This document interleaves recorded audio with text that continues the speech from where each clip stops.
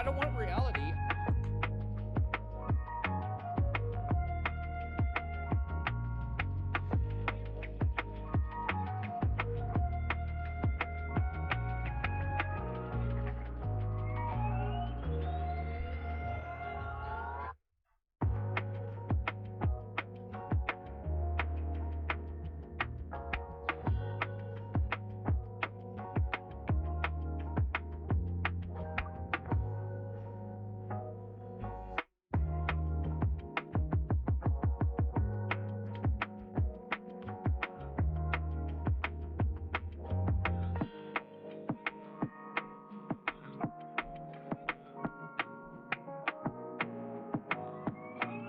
Do you know what we're here for?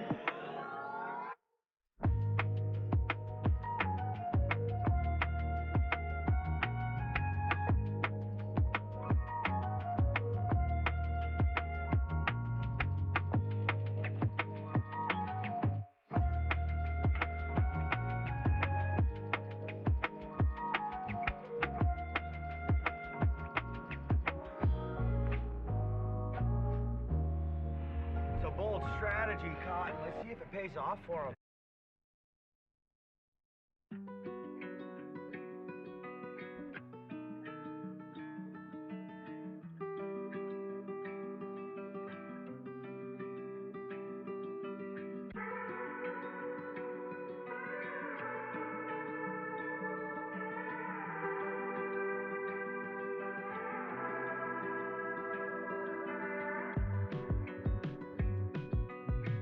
Oh, it never occurred to me. Interesting. It's just crazy enough to work. Yeah.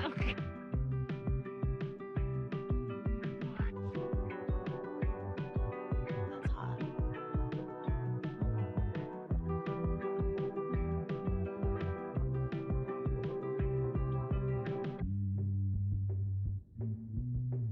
Thanks, Jeff, for the question. Equal parts. Oh my gosh.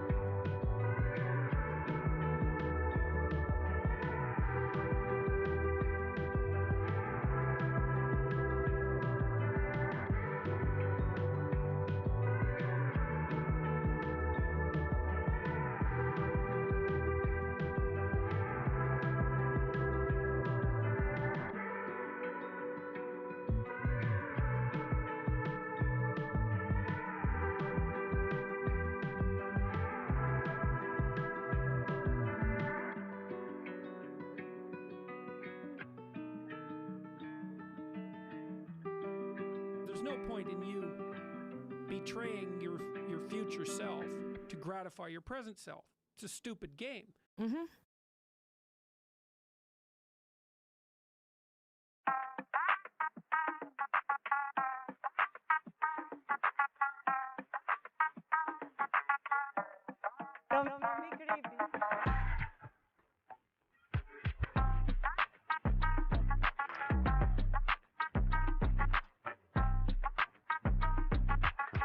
He looks good, and he looks hard.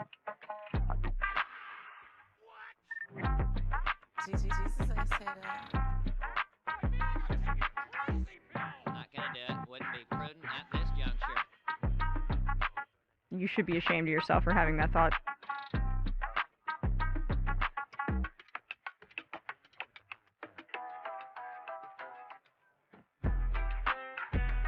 Do you know what we're here for? Do you know what we're here for? A fucking bitch.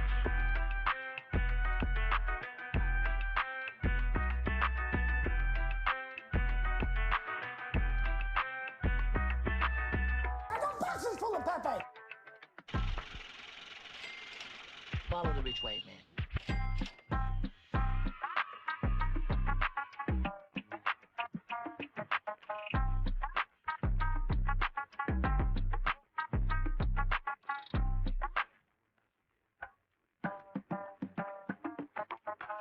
Help! Help! I'm being repressed! That's too much, man! Consequences.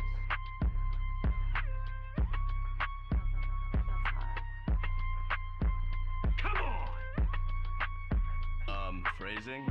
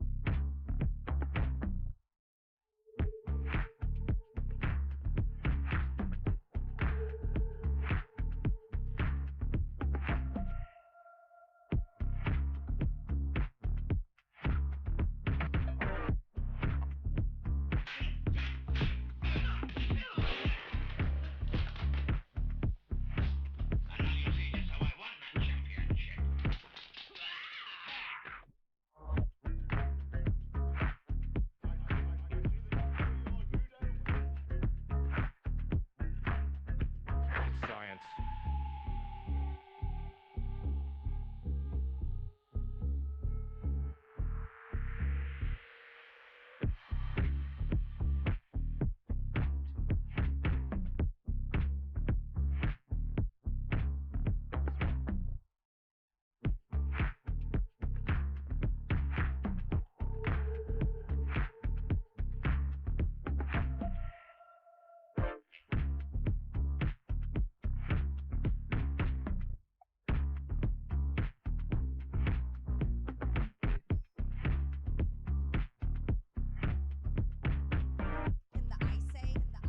In the Ice Age, how much taxes did people pay?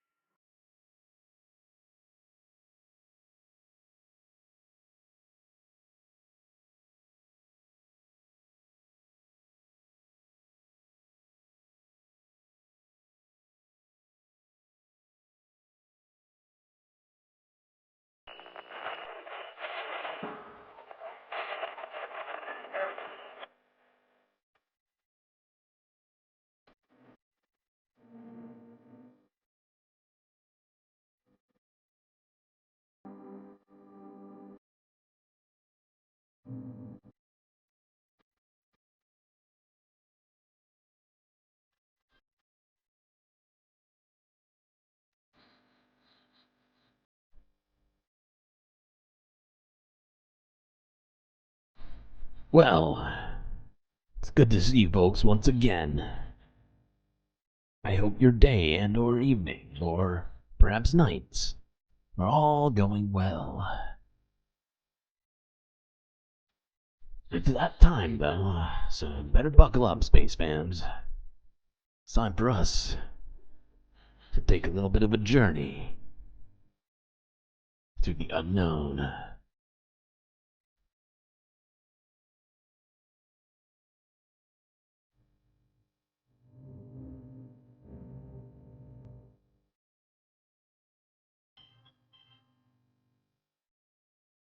Why is this so loud today? That's better. Okay.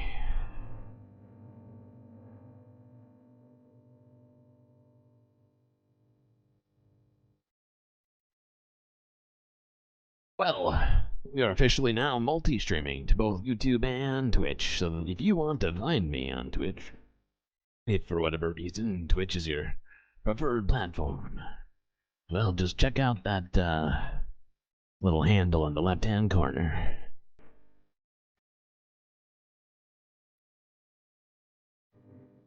Okay, well, we're going to start in the same place as usual.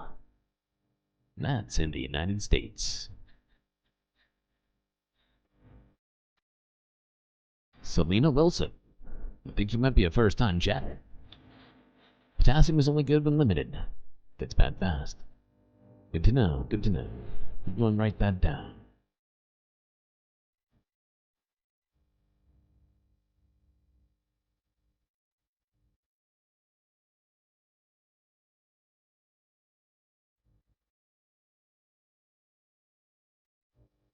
Well, you may know what's coming next. But that's right. Gun violence in the United States. Figured we'd start with this today. This is a piece from 2 years ago from France 24. 2 decades of deadly gun violence in U.S. schools.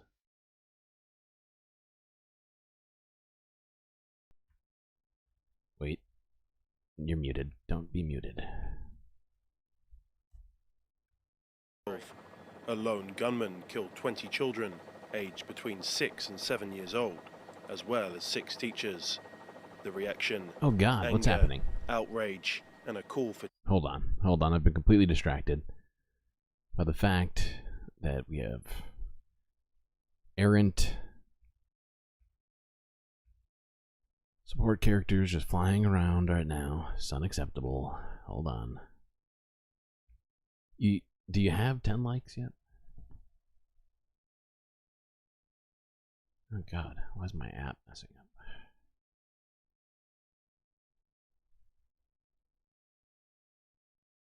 How many likes do we have? 15 likes. No. That is definitely enough likes to get us at least one support character for the... Whoopsies, that's not what I meant to do. Hold on. If it winds up being one of these characters, I'm gonna be sad. Just because I just spent that much time trying to get rid of them all. Okay, hold on. Get on my D20 here. Is that 17? 17. Who's number 17? Goku. Goku. Okay, getting Goku up in here. Very nice. Okay. Sandy Hook Elementary School in 2012. A lone gunman killed 20 children, aged between 6 and 7 years old, as well as 6 teachers. The reaction, anger, outrage, and a call for change. The attack prompted then President Barack Obama and his VP Joe Biden to try and push through new legislation. A ban on assault rifles, high-capacity gun magazines, or at the very least an expansion on background checks. All 3 proposals defeated in the Senate. A gut-wrenching defeat for those hoping for significant change. So all in all, this was a pretty shameful day for Washington. We can still bring about meaningful changes that reduce gun violence, so long as the American people don't give up on it. But nearly 10 years on, meaningful change has yet to come. The House of Representatives, dominated by Democrats, passed a bill for stricter background checks in 2021, but the bill is still stuck in the Senate, unable to reach the 60-vote threshold to avoid a filibuster.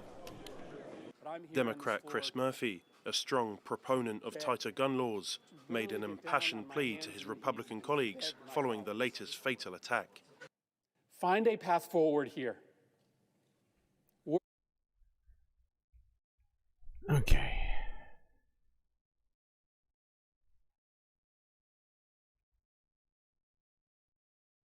That's your senator?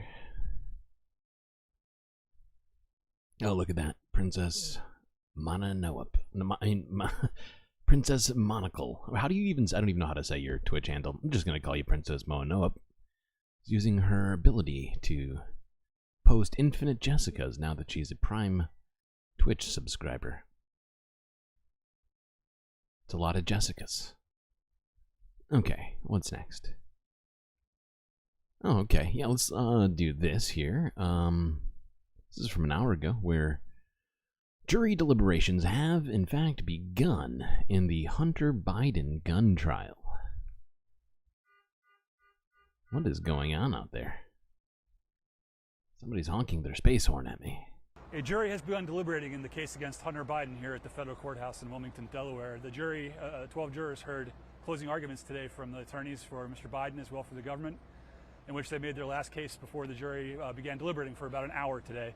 And they're going to be back here again tomorrow for a second day of deliberations. The jury heard from the prosecutor, a prosecutor who said that the evidence was overwhelming against Mr. Biden, in that he knowingly filled out a form in which he checked no on the box that asked if he was a drug addict, when in fact in his memoir and from the testimony of other people during the trial, it was well established that he had a long-running drug habit during the years after the death of his brother, Beau.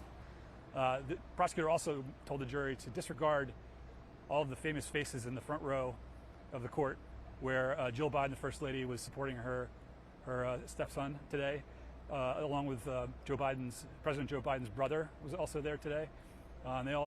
I did find it interesting, the sort of, what do you call it, dichotomy between this trial and the hush money trial in New York. If you recall, none of Donald Trump's family came to support him at the courthouse. However, seems like Hunter's got his whole family there.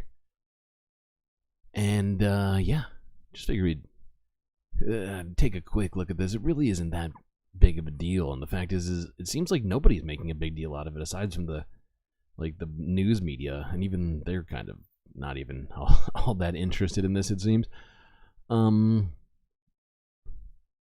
Yeah, I just thought it was interesting, like that first video we watched of, kind of summing up some of the stuff people have tried to do in the last 20 years to deal with gun violence in schools, or just gun violence in America in general, have been, well, let's just say either not enough or stopped in their tracks. Okay, now let's go on here to this. This is from 2 hours ago. A man was found shot after a Miami apartment complex went up in flames. Oh, wait, no, actually, first, let's go to this, because this one, no, I'm going to skip this one. This is ridiculous. Let's go straight to this.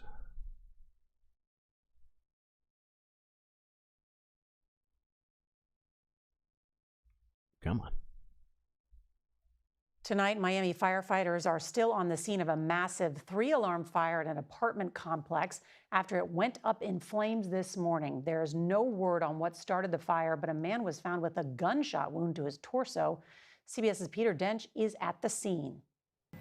Huge flames and thick black smoke shot up from the rooftop of this 4-story Miami apartment building early this morning.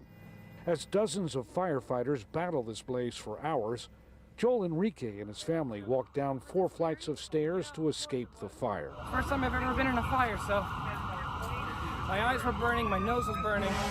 We also have a patient that's been shot in the torso. Officials say an adult male with a gunshot wound was found at the building. He was taken to an area hospital. It is unclear if he has any connection to the fire. Unfortunately, we're not able.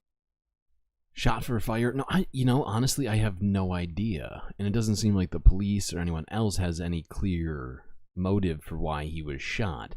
But I would just say this. I think what is the, I don't know what the likelihood of someone getting shot and a fire getting started in the same place and them having nothing to do with each other, but my guess would be that there has to be some sort of connection there. I just don't know what it would be exactly, you know.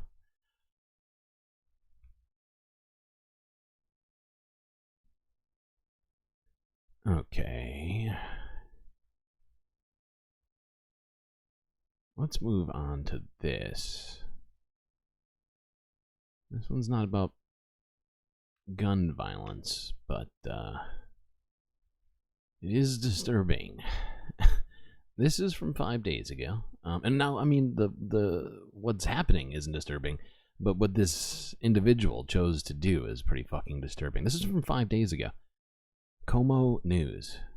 Cyber terrorist, quote unquote, who reported fake 911 calls around the US and Canada, is being sentenced to prison.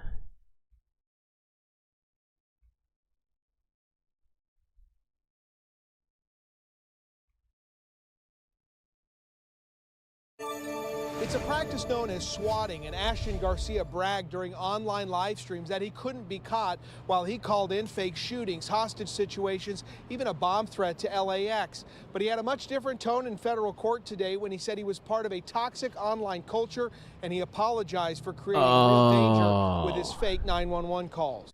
Oh, now that he's actually in trouble for not just endangering, but probably, you know, causing people some serious mental health problems, now he feels like maybe he did something wrong. And it's the culture. It wasn't him. It was the culture that...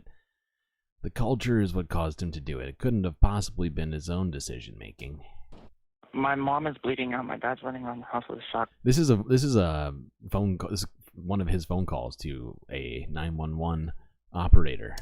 I'm hiding underneath my bed. I need help. Excuse me, where are you? On the line is Ashton Garcia, describing horrific details to 911 dispatchers. Evident Police Service, how can I help you? Oh my God! Finally, it wasn't working. My mom, she's dying. I accidentally saw her. But this was all fake, and Garcia was making disguised online calls from his apartment in Bremerton, Washington. When dispatchers figured it out, Garcia laughed at them. You're doing threats that are terroristic and that they can go beyond the borders of Canada, is what I'm telling you. Oh, that's wild. I'm a terrorist. You're right. I am a terrorist. Okay. But Garcia... Kid should be charged as a terrorist. He seems to be acting like one. You can do this kind of shit. Just fucking wild. What the actual fuck? 100%. Was caught, and he wasn't laughing in federal court when he learned he'd spend 3 years in federal prison. We're not really sure still why he targeted our community. Commander Daniel Grispino. I just realized I didn't switch back. Either way, we don't need to watch the whole thing. I mean, the kid's being sentenced to prison, thankfully, but good God. It's probably not long enough. I mean, that shit is just fucking insane. And apparently he was also involved in, like, swatting people as well, that he was giving addresses in some cases. Like, it's just wild. I don't know what kind of a human being does that kind of shit, but need help. Need help, son. You need help. Alright, let's go on to this to kind of rid our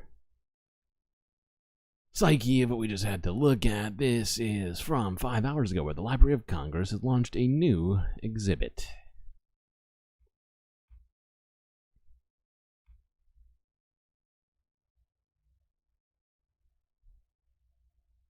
For the first time, the Library of Congress, the world's largest library, will have a permanent treasures gallery where we can rotate some of the treasures that we have, like the contents of Abraham Lincoln's pockets the night he was assassinated.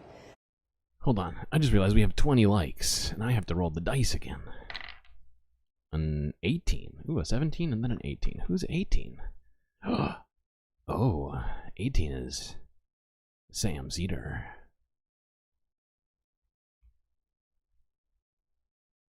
We got a emotional support Sam here to help us. This is interesting. The contents of Abraham Lincoln's pockets. at the what, I forget the name of the theater. I know she just said it, but I've already forgotten it. Either way. As a child, I was able to see the movie Sound of Music, and I love seeing the actual lyrics to Do Re Mi in the lyricist's hand. All of these things people will now be able for the first time to come and see. We have 178 million items at the Library of Congress in all formats. And what this gallery will allow people to get a sense of, the breadth and the depth of the collections, and also hopefully see themselves. We have a wonderful African American family tree, the largest in the country. So they'll be able to connect with the materials and possibly think about their own creativity and use them. What we hope people will experience is the fact that this is the nation's library, this is their library, and this is all of these treasures are the gift to the nation. You thought they just had books? Honestly, I kind of did too.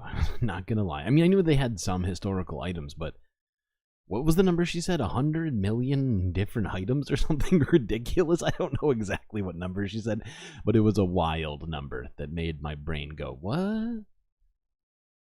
It's also making me feel like maybe the Library of Congress is like the second, what's the one in Britain called again? Did she say 178 million? That's what I wanted to say. I was like, there's no way there's 200 million. I must be misremembering that. But no, yeah. I'm trying to think though, what is the equivalent thing in Britain? They have the royal something. I can't think of it. Okay, whatever. Are these all? That was kind of where I was going with this. I was like, I wonder how much of this shit is stolen from other cultures and countries.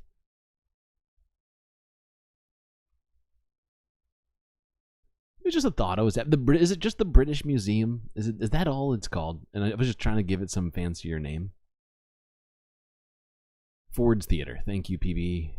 See, everybody coming with different pieces of information, all being very helpful. Appreciate you all. Do we watch? You know what? I feel like we should watch this, especially because we just got our first Sam Cedar emotional support character. Let's watch this video from earlier today, where Donald Trump said he fears electric vehicles because they might cause shark attacks, among other ridiculous things here.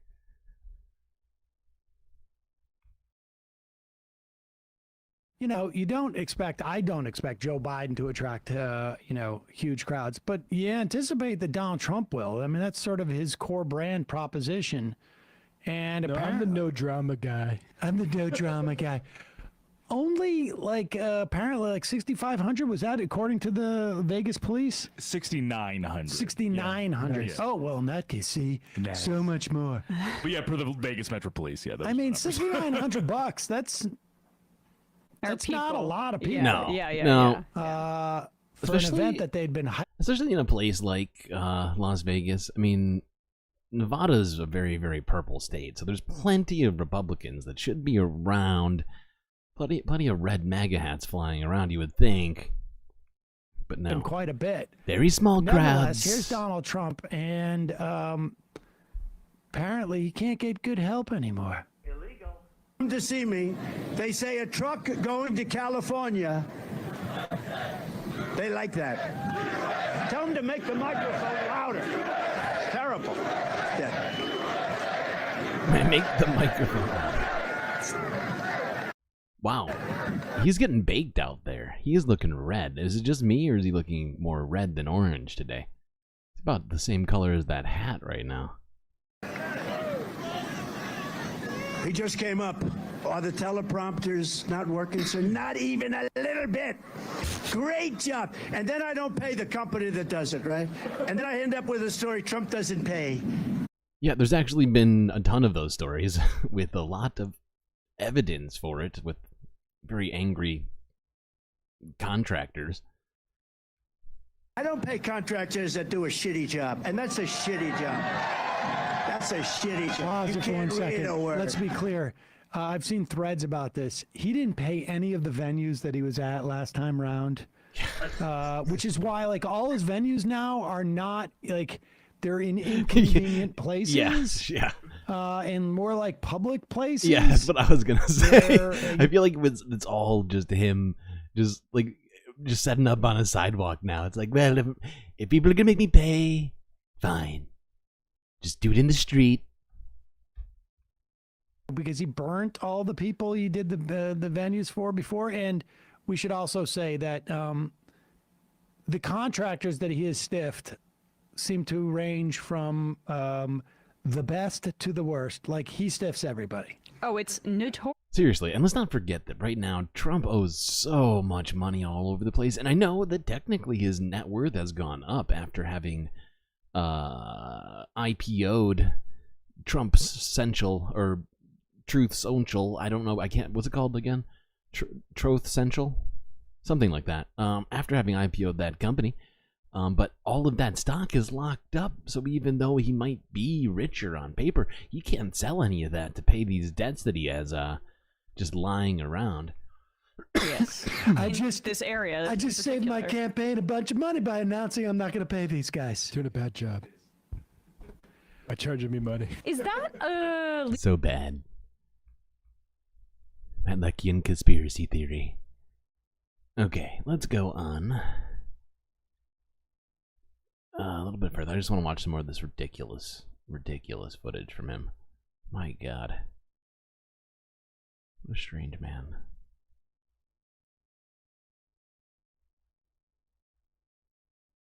Wait, where is it? Ah, there we go. Ah. Go. Go, Web, go. He doesn't have his teleprompter. And that's a shitty job. That's a shitty job. You can't read a word.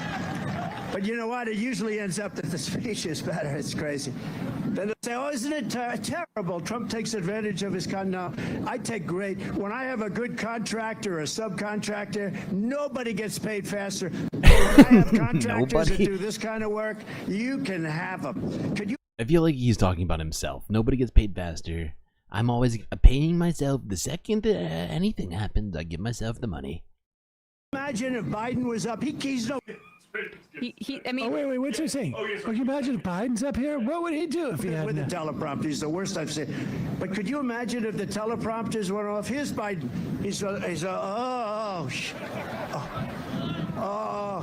He wouldn't even say anything because he's incapable. He'd probably go pause. Pause. How about? This is a very weird look for him Reading right the now, teleprompter, and then they say pause, meaning, maybe you'll get about 3 people clapping. And he goes, pause. No, he just walk off the stage like this. Oh, teleprompter. Oh. Okay. All right. Let's cut to Donald Trump. Moments later, Donald Trump without a teleprompter. Here he is, really getting. I'm sure he's going to say some very normal things right now. So we have a country that's in trouble. We're going to end the mandate on electric one day. They want to make all boats, too. I went to a boat company in South Carolina. The boat. I said, how is it? He said, it's a problem, sir. They want us to make all electric boats. These are boats that are from 16 to 35 or so feet. Fishing boats, leisure boats. Beautiful company in South Carolina. Beautiful. Guy's been doing it for 50 years. He sells hundreds of boats every couple of months. I mean, really fantastic guy. And they use the... he's such a great guy. He sells boats. Of course he's great. What else do you need to know aside from his boat knowledge? I mean, come on. My God. Of course. Makes perfect sense. He sounds like an expert. Mercury engines and different engines in the back, no problem. They want to take that out. They want to make it all electric. He said the problem is the boat is so heavy, it can't float. I said, that sounds like a problem. It can't go fast because of the weight. And they want to now have a 50-mile or a 70-mile radius. You have to. Oh, my God. Oh, my God.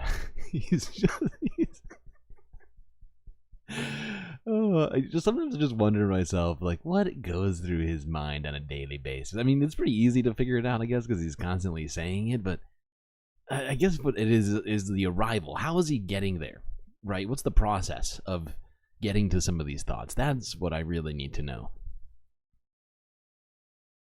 You know, we didn't even hear the shark comment, but I think that's probably enough giggling at Trump's stupidity for now. Probably for today, honestly, because we got other shit to do. He's still funny as fuck for all the wrong reasons. No, absolutely. No, that's the thing. He's amusing. If he had zero power and, you know, like ability to cause people harm on a large scale, I would also just be amused by him, right? And I'm often laughing at the things that he says just because they're pure nonsense. I mean, that's something. Some people rest their entire comedy career on pure nonsense. Doesn't make for a great president, though. Okay, let's go on to this. Okay, this story may be frustrating to some. It's already frustrating to me right now. Not because of the actual content of the story. It's actually good. What you're about to see in a second is actually it's good. But the paradox that it creates in terms of policy right now just absolutely blows my mind. Before I go too far into this, let's just start this video. This is from CBS News from an hour ago. White House considering protections for undocumented spouses of citizens.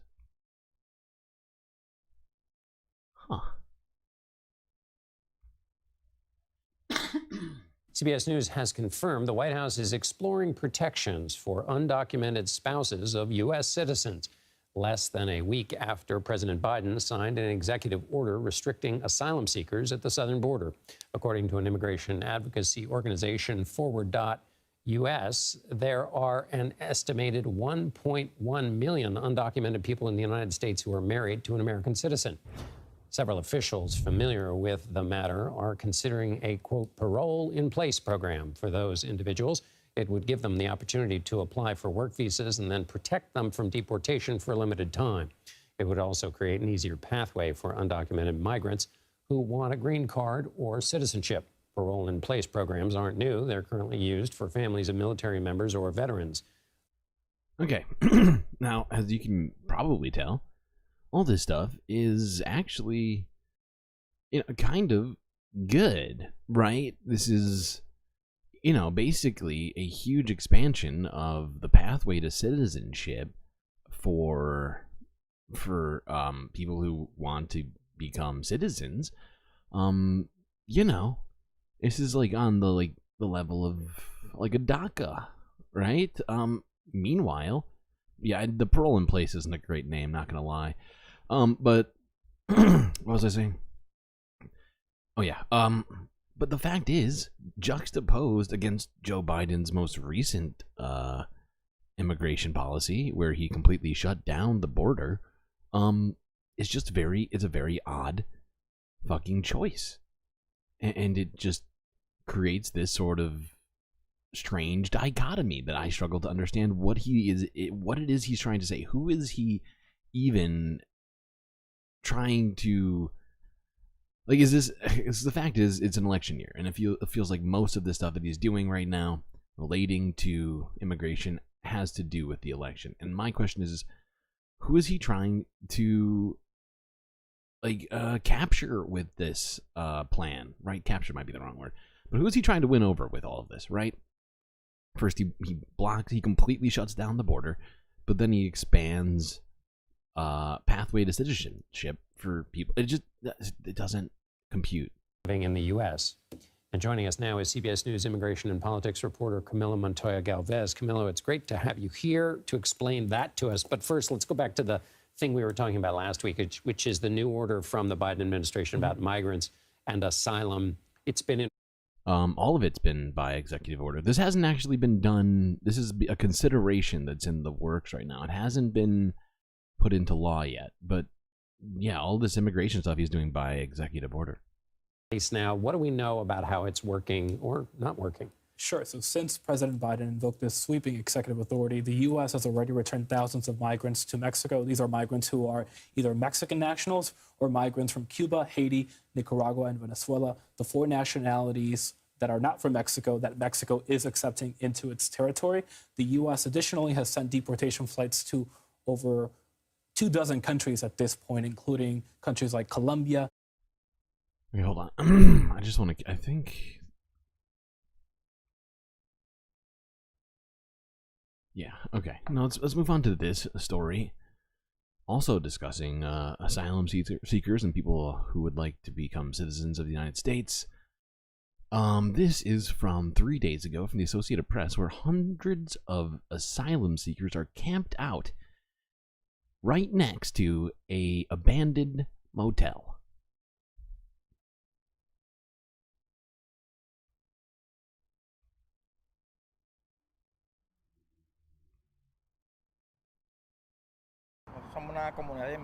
We are a community of Venezuelans, Angolese, and African migrants.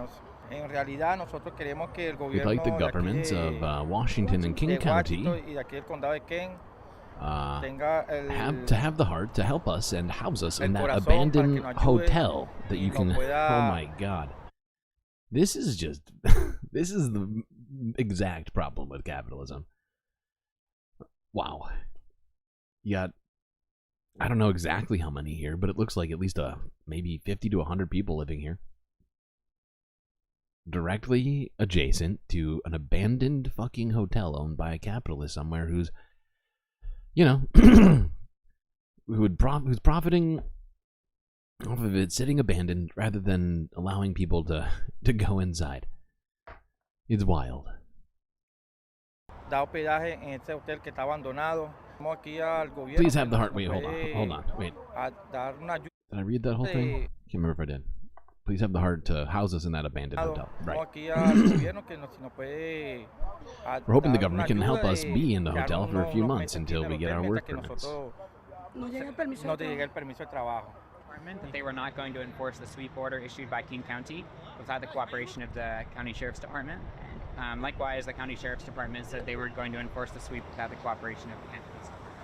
So that gives us a bit of breathing room at the moment, although we're not sure how long that's going to last, to continue to push for dignified and long-term housing for the migrant community here. Yeah, seems like a very worthy cause to be spending your time on. Okay, let's go on to this. Still talking about people who are unhoused. Now, this isn't directly about asylum seekers anymore, but I found this story to be truly almost the exact, it's like the epitome, right, of the problem. Okay, let's look at this from an hour ago. This is CBS Colorado, where neighbors have turned against a church, which is currently suing the county it resides in over its plan to house the homeless. I feel like I'm taking crazy pills!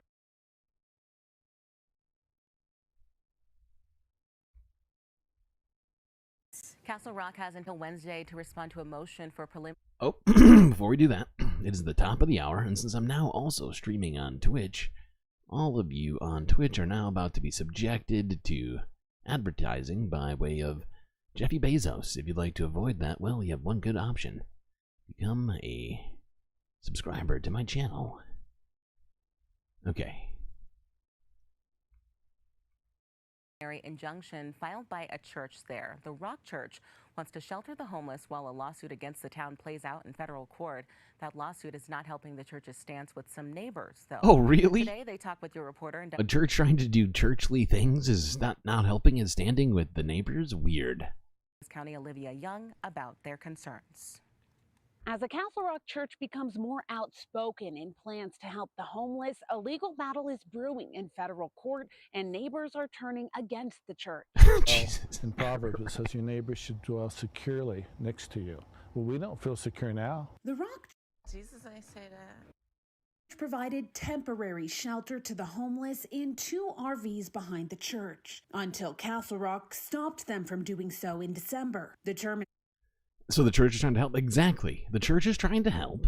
They are going by the actual tenets of the Bible that all of these people supposedly love, and all of that. And the town or the whatever, the township, something like that, tried to, essentially put an injunction on them doing so. Imagine helping the homeless and being ostracized for it. I'm going to go further than this. Imagine being in a supposed, what's it called?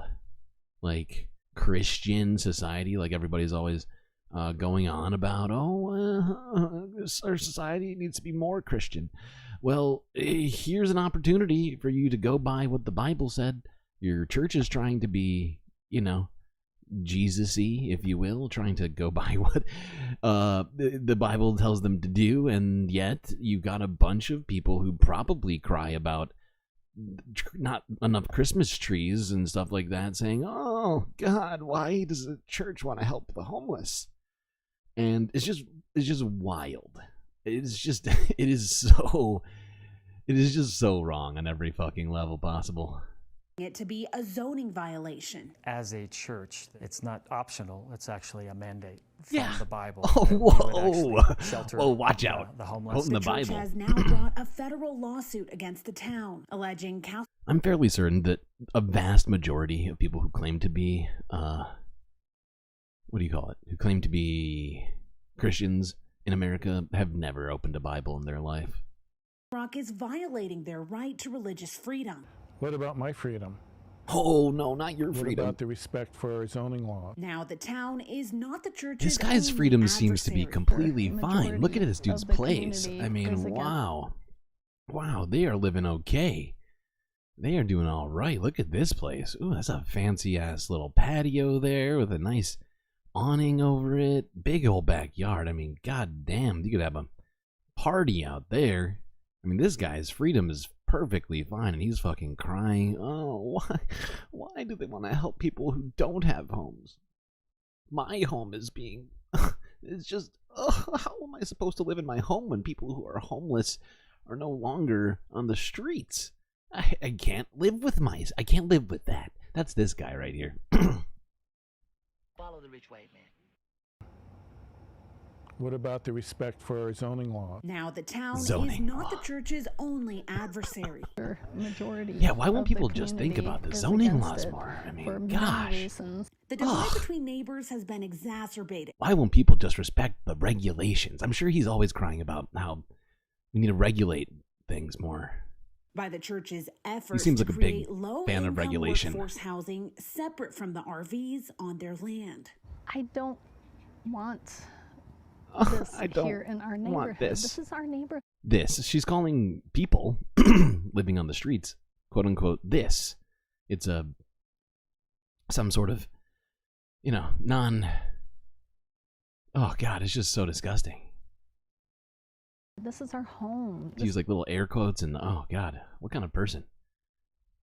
Family. Neighbors worry about impacts to their property values and neighborhood Oh safety. no. The church Oh, held a community oh meeting on God, the plan, property but values? neighbors still feel they're Oh. being secretive. Oh, One of my that's neighbors horrible. That went with me. Oh, she, I take it all back.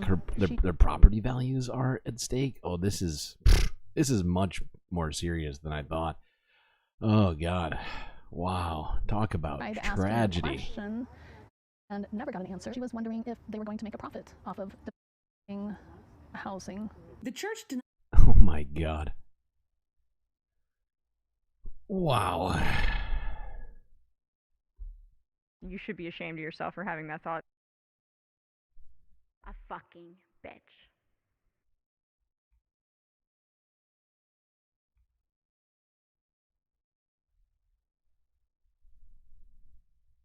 Just wild.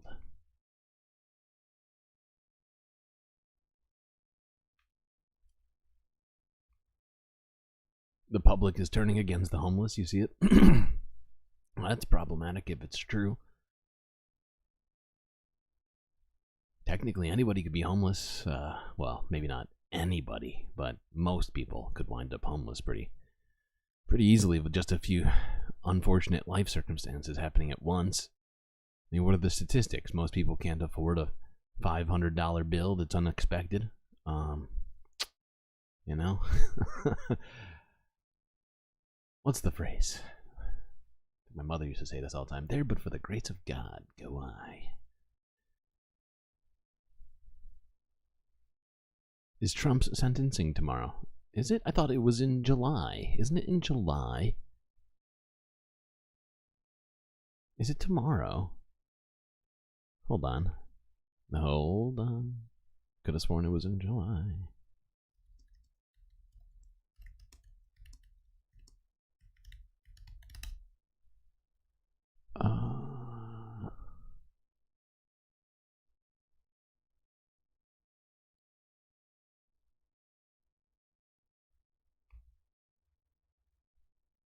It is July. Okay, I thought so. I think the debate is soon, though, isn't it? Is it in June? I think the debate is coming up soon. At least the first one. Okay. Now let's look at this for a little bit. This is from More Perfect Union. Just came out today. Where, according to them, you will not believe what's really in Lunchables. Also, you're probably not going to believe just what's been going on with Lunchables.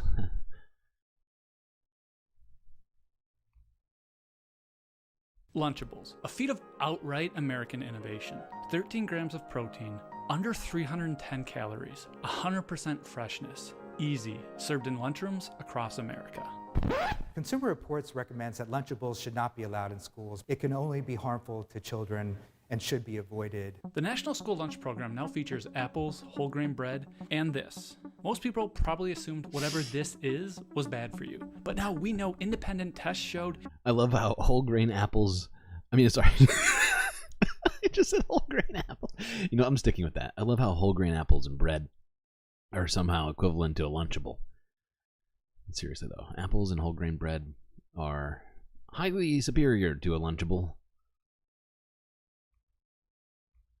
Could lead to cancer down the road. We sat down with Consumer Reports, we discussed their study, and what it says about our food safety system, and we found big implications about the power of food conglomerates like Kraft Heinz, who see schools... Now, I don't always eat apples, but when I do, I eat whole grain ones.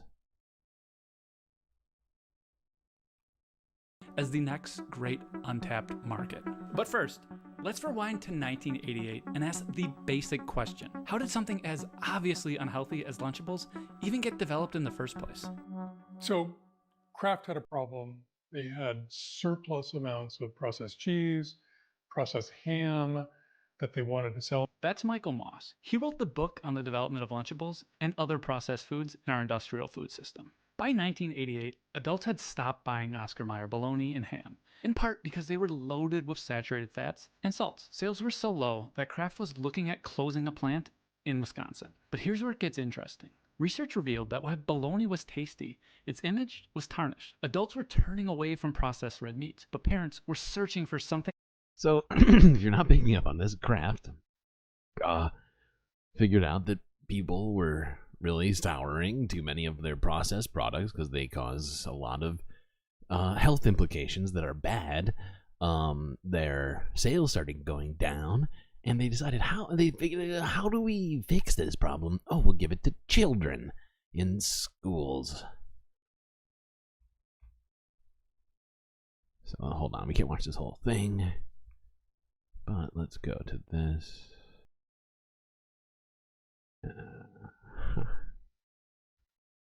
The company settled on crackers and cheese, and then they threw an ingenious tagline behind it. Innovation. All day, you gotta do what they say. But lunchtime is all yours. Let's face it, kids have no power in their life. With Lunchables, they had power. Kids could choose whatever bits of food they wanted to eat in whatever order that they wanted to eat. It was a massive hit. Lunchables saved the Wisconsin factory from closing and became one of history's most successful processed food products.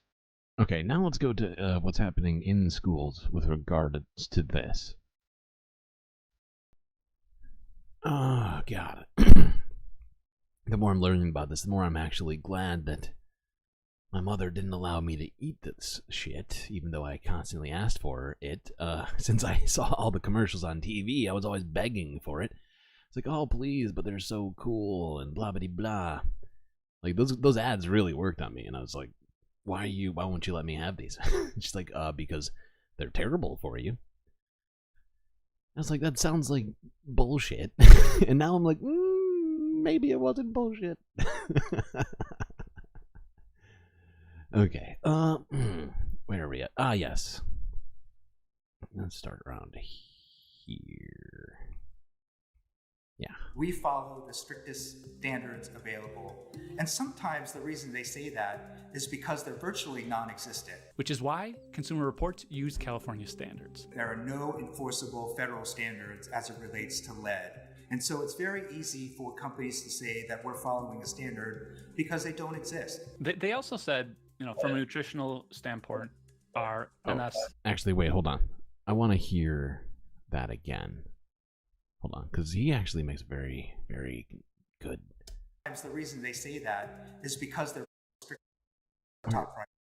Hold on. Action to that. There are two sentences in a company press release that should always cause consumers to be skeptical. First, at Company X, food safety is our top priority. Typically when they're writing that, it's because they've done something wrong or about to do something wrong.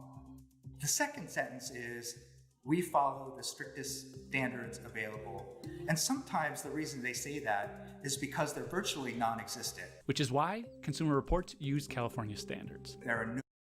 Yeah, that's disturbing because, oftentimes I've heard those sentences and thought that probably means something good, instead of the exact opposite of that. But yeah, definitely keep your ears out for those two sentences.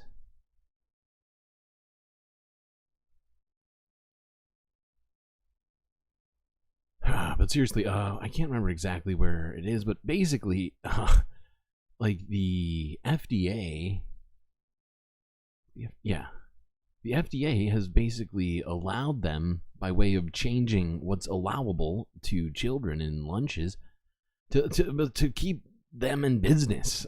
In fact, which is just absolutely just brain melting when I heard it.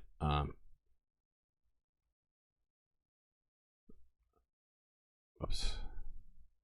Okay, let's go to the next one. Just figured we'd look at some, well, not necessarily Doom-related stuff here today. That's a lot to me.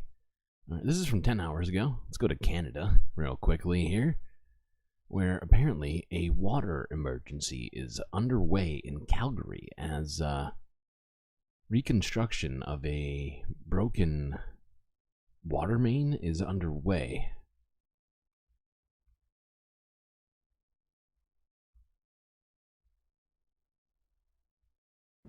Construction continues here at the site of the feeder main break. Crews have removed the damaged portion of the pipe and are now inspecting about 100 meters in both directions to see exactly what sort of work needs to be done. We did get a brief update from Mayor Jyoti Gondak this morning. It was focused on Calgary's water use. She says on Sunday we used 457 million liters of water. That's down about 29% from last week before the break happened. The city does have some additional wiggle room when it comes to its water supply, although the mayor stresses that conservation still needs to be top of mind. You can see that you're using much less than what we have in the supply. Please keep this up. The reason that we have to have this extra supply on hand is also for any emergencies that we might face that the Calgary Fire Department has to deal with. So I am incredibly impressed with how well Calgarians have done. Outdoor water restrictions remain in place, and those living across the river in the community of Bowness are still having to boil their water. As for the repairs, there's still about 5 to 7 days worth of work since crews need to replace the pipe, sanitize, pressurize, and test it. So still... Oh my god, what is this? What the fuck is this? If I click this, it's going to completely take me out of... I'm writing this down. We're watching this tomorrow. What the fuck is that? That is just gross.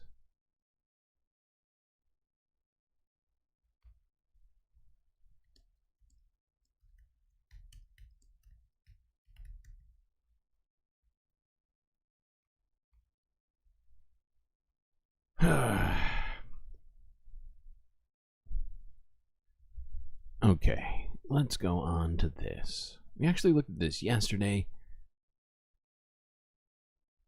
but it is, I think it's quite an important technology that's been created here. This is from 3 days ago, where this new technology could help reduce plastic bottle waste by completely eliminating it in some places.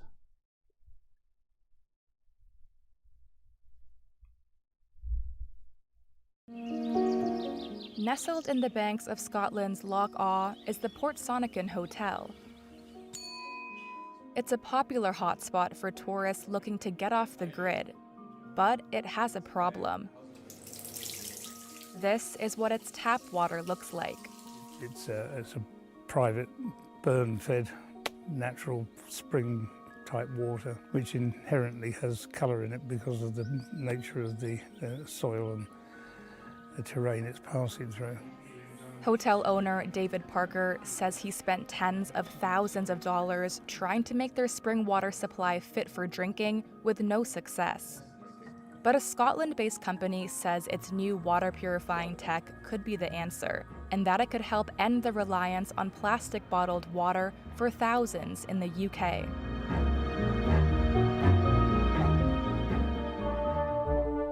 If Water says its patent-pending purification device uses mechanical vapor compression technology to distill the water and doesn't use chemicals or filters. So it cleans the water without leaving any contaminants behind. So they have discovered a new way of rapid distillation of dirty water, and combined with a filtering process, can take practically any water and make it sterile and drinkable. Truly fantastic stuff. I'm not saying that there wasn't already technology like this, but apparently it's much better than the existing technology. So, could be huge. And the fact is, we do need to be cutting down on bottled water. This particular hotel that they were interviewing that has the brown water coming out of all of its taps, they were buying thousands and thousands of bottles of water to give their patrons. And instead of that, it could be replaced by something like this, which I think would be just such a better solution. We need so much less plastic going out into our environment right now. Just the manufacturing of it is causing us problems. Anyway, let's look at this. We actually looked at this one too yesterday, but this road that we were talking about in Wyoming has collapsed even further while workers were there.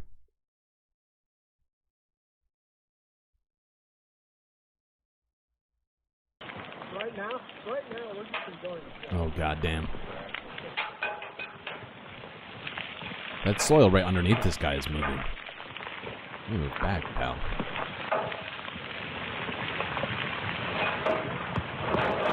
Holy fuck.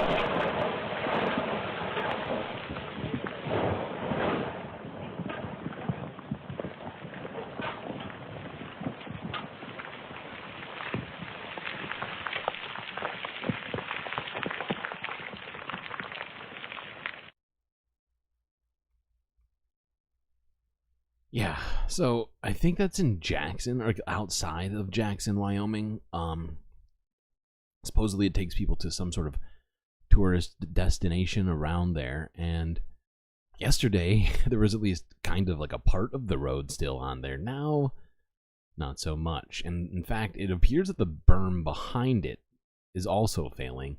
So who knows how they're gonna fix that fucking road. That's gonna be interesting. Okay, let's move on here. Talk a little bit about the wildlife before we get directly talking about the climate and the environment and things like that. First, let's look at this, where in Oregon, a bull escaped from a rodeo and started attacking people.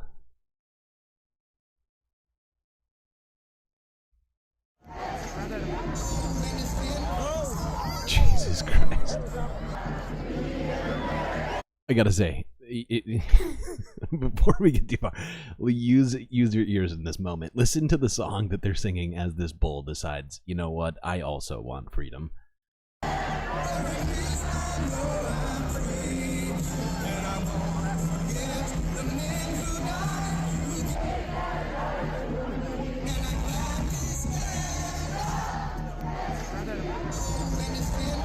And bull says, fuck it. Yeah, freedom does actually sound pretty good, so peace.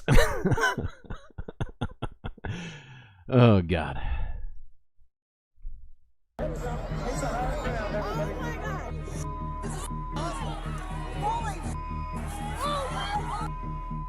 Oh my God.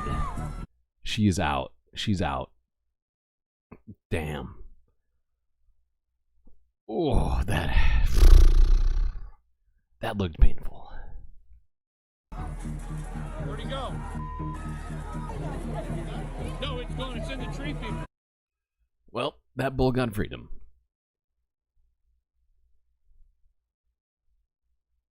You would do if you were forced to listen to a Lee Greenwood song.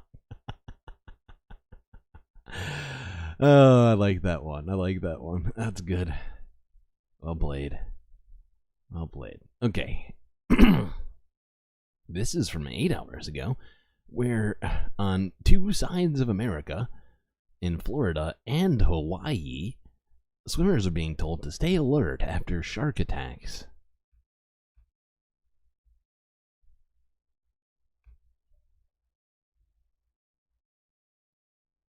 Well, scientists are asking swimmers to stay alert after shark attacks in Hawaii and Florida. A shark seriously injured a woman off the coast of Oahu on Friday. The same day, 2 teenagers and a woman were attacked in separate incidents just a few miles apart along the Florida Panhandle. Manuel Bojorquez is following this for us from Panama City Beach. That's along the Florida Panhandle. So what have experts told you about what could have led to these back-to-back attacks? Well, as you know, shark attacks are considered to be rare. To have 3 people in the Panhandle area be injured in just one day, that's even more rare. But experts say a few things may be at play. One is populations of sharks that were considered endangered due to conservation efforts. Well, they're starting to bounce back, those populations. What does that mean? More sharks in the water. But also, if the prey that those sharks are after, schools of fish or other sea life, decide in their normal migration patterns to come closer to the shore, well, there you have the possibility of those sharks interacting with human beings. So how are officials working to prevent any more attacks there in Florida? Well, they closed down the beaches as soon as those attacks happened on Friday. They have since been reopened, but they want people to heed the warnings and especially learn about the flags that are flying behind. Yeah, apparently that means bad. Hold on. Let's move on to something else. But yeah, so both in Florida and Hawaii, there have been an increase in shark attacks recently.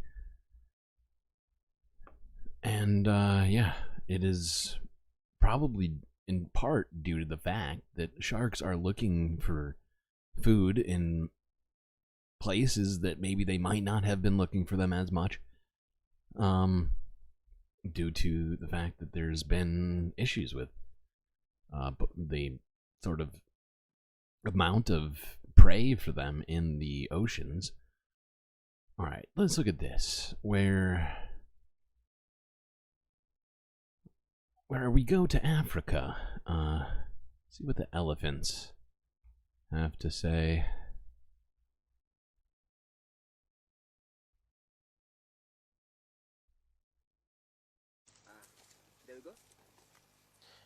It is said charity begins at home, and for these young orphaned elephants, this charitable foundation is what they call home. It is the place where they discover and are taught life's lessons, experience love, and grapple with loss. And even for millions of other species, home hangs in the balance. Human actions are destroying habitats, decimating our entire ecosystem, and disrupting the circle of life. And with the rise in drought cases, it is up to us to be guardians of our own natural world, save our wild species, and provide a home.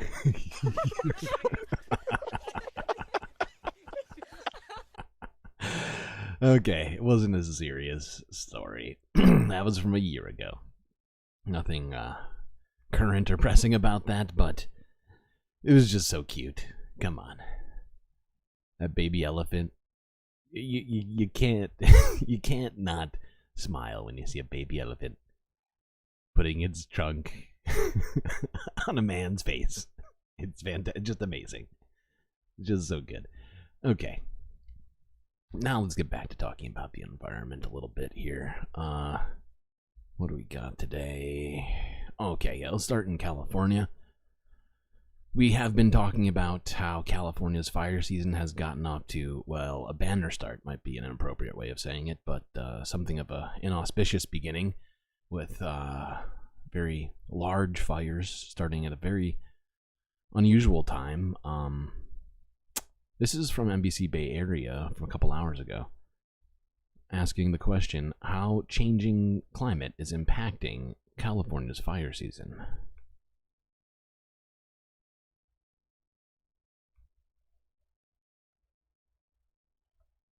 Turning now to our climate and crisis. As expected, hot days paired with dry winds are making the official start of the regular fire season in the Bay Area one to watch. And it's expected to be a rough season. Research shows the timing and the intensity of wildfires is changing due to the influence of the warming planet. I want to bring in meteorologist Vianney Arana again. Let's talk about some of these trends that you've been watching in terms of the temperatures and this combination. Yeah, the combination is key, right? There's three different things that we look at. It's the temperature, the humidity, and the winds. But of course, our trends are showing the temperatures getting warmer and warmer over the stretch of days. So look at this climate central map. So I want to show you, this is considered annual fire weather days. What does that mean? It's the average annual hot, dry, windy days stretching from 1973 to 2023. So if we take a closer look, if you look at the key right up there, you can see how the numbers have gone up. So we're talking about 7, 56, and look at some of these areas. We're talking bold red colors, and that trend has gotten worse over the past couple of years. Also, fire weather days, and this one I kind of zoomed into San Jose. Notice we've seen an increase of about 4 days so far. That means that we're seeing longer fire weather seasons, but also an earlier start to the season. Of course, another factor that plays into this is whether we had a very wintry mix with a lot of rain, plentiful precipitation. In addition to that, we're monitoring the temperatures. When we talk about summer warming, look at the West Coast stretching down through Texas. I mean, we're talking about a boost in high heat days. Yeah, wow. Some of these places have seen 4-degree increases over 50 years. That's enough to really cause some problems.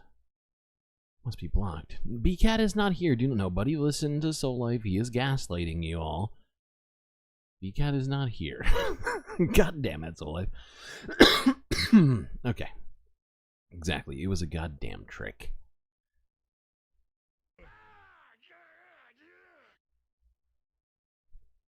Okay. Let's go to this from 10 hours ago, because we are already talking about heat. Might as well stick here. Because according to CBS News, 20 million people are currently, as of this moment, under extreme heat alerts in the Southwest. That's 10% of the population. Okay, a little bit less, but it's a lot of people.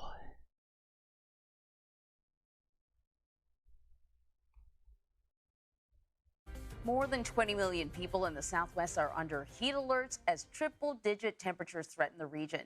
Highs today will reach 104 in Phoenix and 97 in Sacramento, but you know what? It gets hotter in the coming days. Yeah, this is the beginning.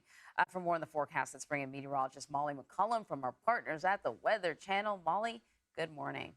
Good morning, Anne-Marie. There's no hiding the fact that summer is here now, and it's here to stay as we're watching heat build in across the lower 48 for the next couple of days. In fact, by Wednesday, 106 million of us above 90 degrees. Meanwhile, in the Sunshine State, not a lot of sunshine this week because we're watching repeated heavy downpours, all courtesy of really intense tropical moisture that's being steered to the north. What that's going to result in is not just...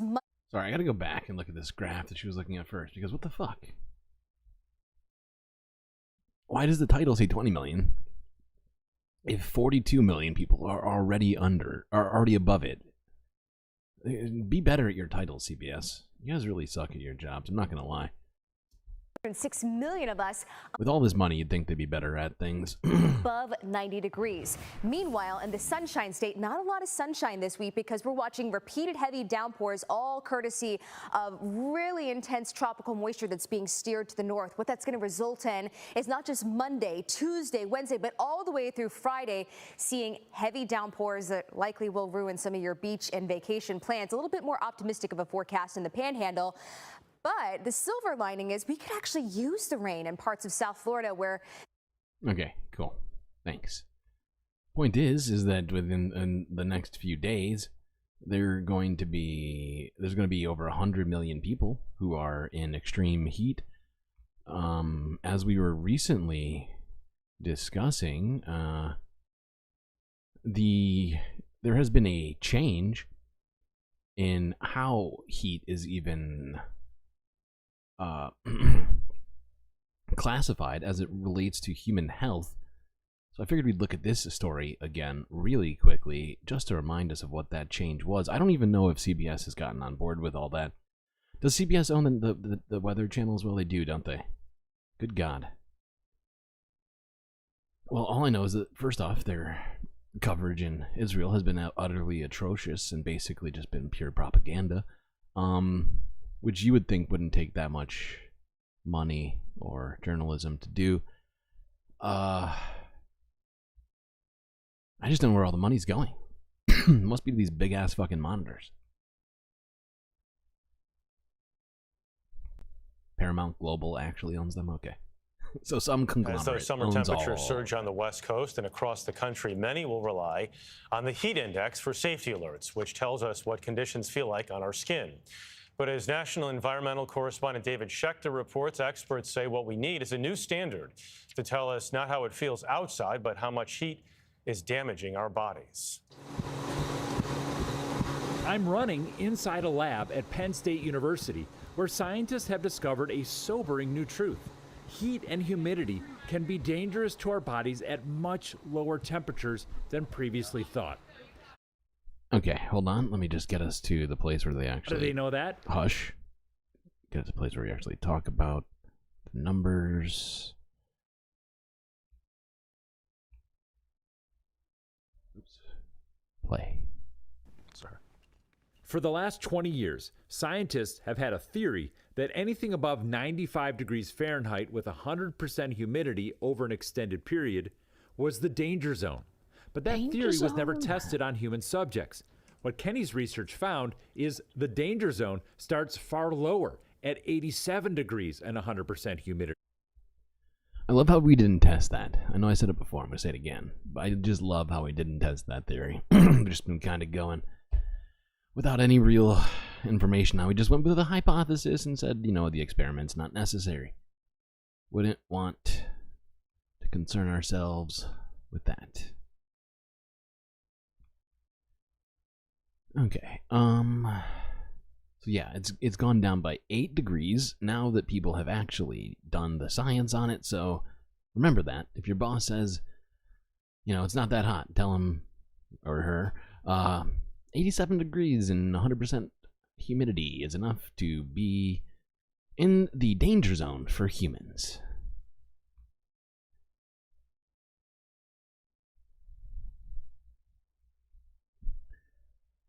Okay.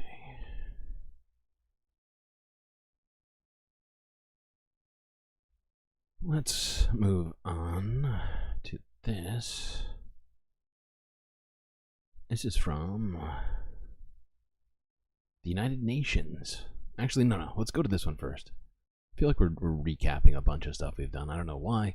Partly because I was spending hours today on customer support with Streamlabs. But thankfully that's all done. But yeah, let's look at this as well. No, we already did that. We don't. Fuck that. Fuck that. We're going to the United Nations. I'm skipping this video.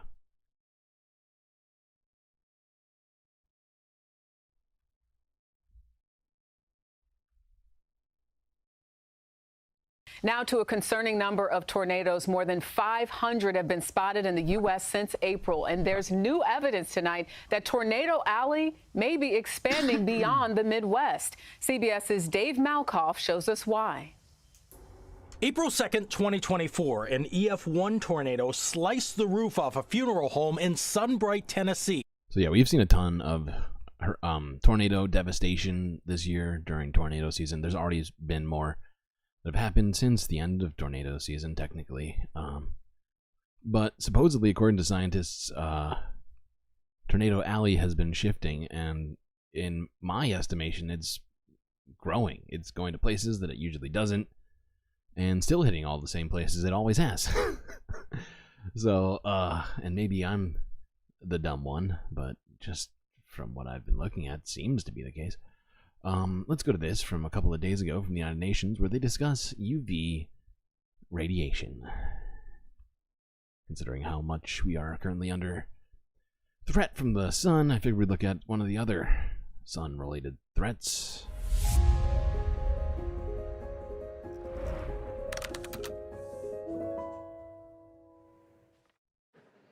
Did you know that putting on your sunglasses is one of the ways to protect your eyes from cataract?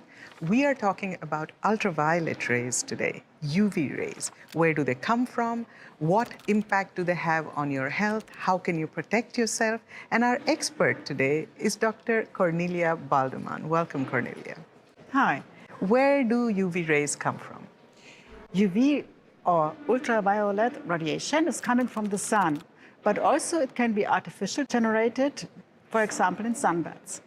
UV radiation is not perceivable. You can't see that, you can't sense it. So this is very unfortunate because UV radiation is giving us more health effects, negative health effects. For example, in short time, sunburn, or eye inflammation, and for the long term, premature skin aging and skin cancer. Also cancer of the eyes. UV radiation is classified as carcinogenic to humans. Why? Because UV radiation is damaging DNA, and too much UV is damaging too much the cells, so they can't repair this damage again, and therefore this affected cells can degenerate it to cancer cells. Okay. Anyway, I think we all probably know that, but just seemed like the thing to talk about because we're talking about the sun constantly.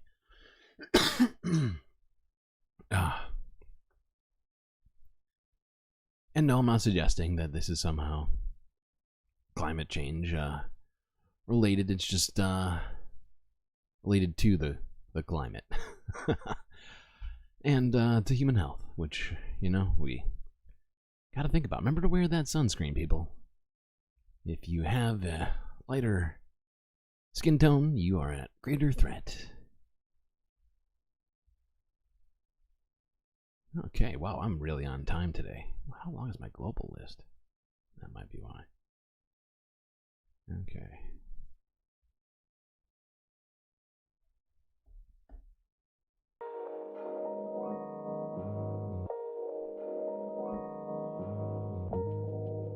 Well, I hope everybody has been enjoying the stream so far. If you haven't already, don't forget to hit that like button and also the subscribe button.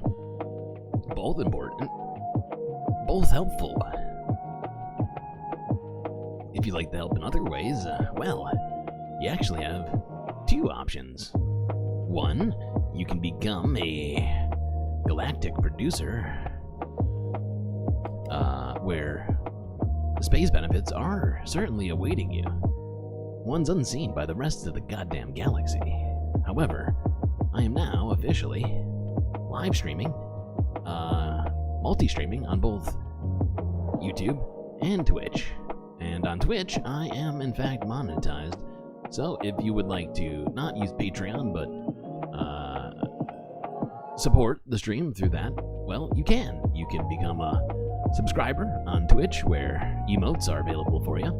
And I'm trying to upload more, but been dealing with a bunch of stuff, so give me a couple days on finishing all that. But there's still a plethora of them to choose from. And yeah. So yeah, more space benefits for everybody.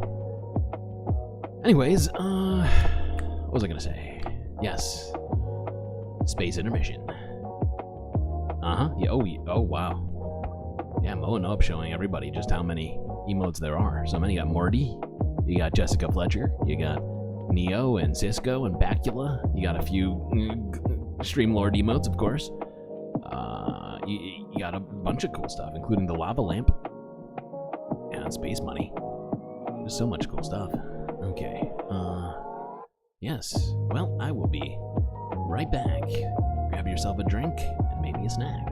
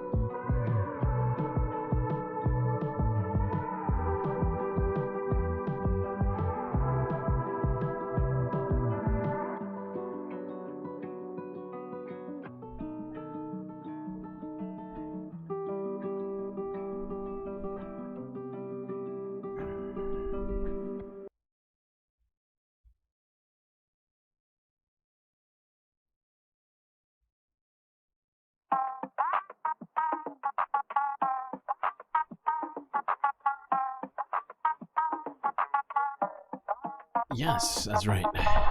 Don't forget the button, and use your Prime too. Why wouldn't you use your Prime subscription? It's literally like taking money out of Jeff Bezos' pocket and giving it to me. It's the best strategy if you want those sweet, sweet Twitch benefits. By the way, if you can't find my Twitch, it is in my bio, as well as I think there might be a Nightbot command for it too.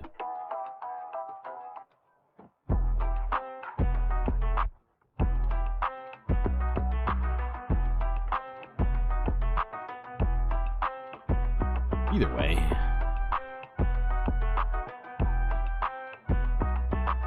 it's definitely just another addition to the Galactic News Network. Benefits in space.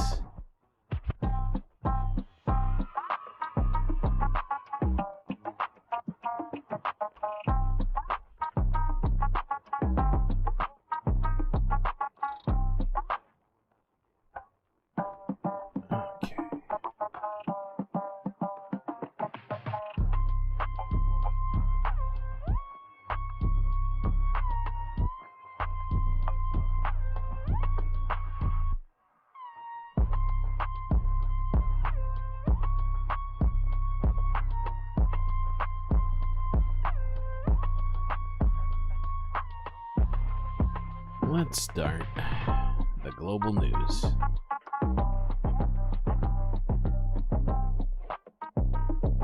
Let's see, where will we go first?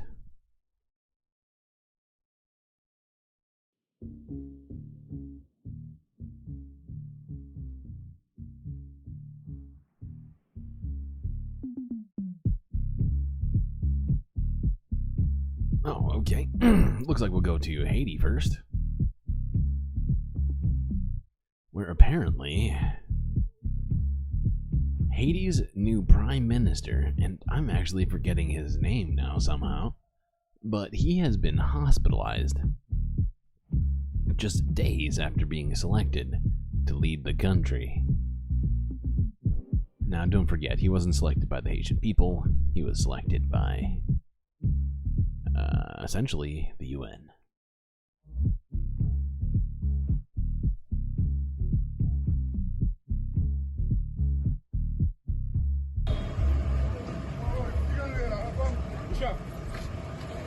Push up.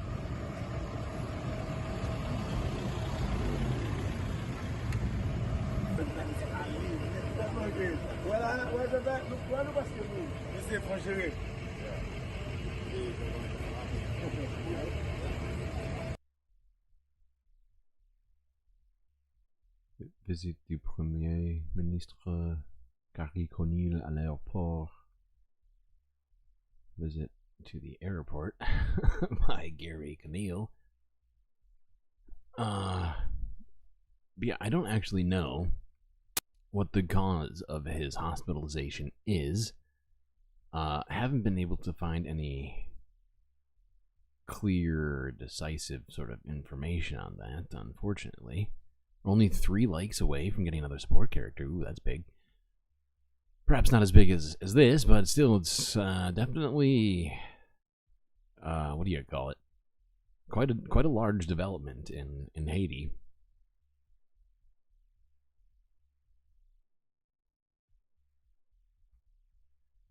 And it only complicates the situation further. I really wish that they would just hold an election rather than, you know, sending troops there. You know, like getting Kenya and like who else is involved? The Bahamas, I think. Either way, like getting all of them to go into Haiti and try and quell the population rather than just giving them a vote, just giving them actual democracy, which is what they wanted 20 years ago and have continued to want for the last 2 decades. You'd think it would help. That's just my thinking, but maybe I'm just too optimistic and naive. I don't know. I don't want reality. Okay, let's go on to this. Gonna cross the pond immediately to France, where Emmanuel Macron has dissolved the National Assembly, calling for legislative election after the EU defeat. Now, this seems to be something happening in the West that is very strange. We saw Rishi Sunak do it in the UK.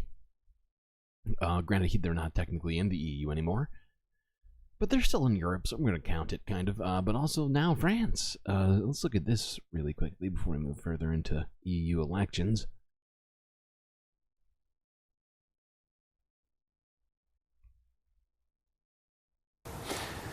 C'est pourquoi, This is why, après avoir after procédé having carried aux out the consultations consultations prévues à provided by l'article 12 Article de notre 12 of our Constitution, Constitution, j'ai I have décidé de decided vous redonner to give le you choix back de notre avenir the choice of our parlementaire par le parliamentary. vote. I am Je therefore dissous dissolving donc ce the soir National Assembly this l'Assemblée evening. nationale. Je In a few signerai dans moments, quelques I will instants le sign the décret de decree convocation des élections législatives calling qui se for tiendront legislative le elections 30 to juin be pour le held premier on tour June 30th et le 7 juillet for the pour le first second. and on July 7th Cette for the second. décision This is a est serious grave, and weighty lourde, decision. mais c'est avant tout un acte de confiance. But above all, it's an act of Confiance en vous, trust. mes chers compatriotes, en la Confidence in you, my capacité dear compatriots, du peuple français in à the faire le ability choix of le the plus French people juste to pour make a lui-même just et choice pour les for générations themselves futures. and for future generations. Okay, a lot of confidence, supposedly, coming from old Emmanuel Macron. Perhaps unjustified confidence, considering you watched the beginning of last night's stream and when all the MCs were shown, Pink Panther was missing. Are you 100% sure about that? Because I feel like now I'm going to have to go back and look at it and just like, you know, this is serious. I'm like 100% that the Pink Panther is in fact on here. I can guarantee that with 100% certainty. There's definitely a Pink Panther is in here somewhere. Hold on. Where is the Pink Panther? I'm not looking at the right thing. Pink Panther. Voila. I guess he's kind of small. I could make him bigger, but he is a panther after all, so he's smaller than people. I guess I can make him bigger, though.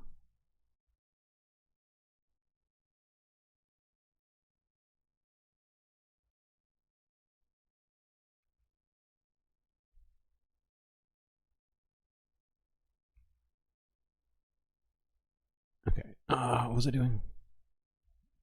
Maybe he was behind the Buddy Jesus Pride. It could be. Actually, although I think the Buddy Jesus is the furthest back one just because it's such a large picture.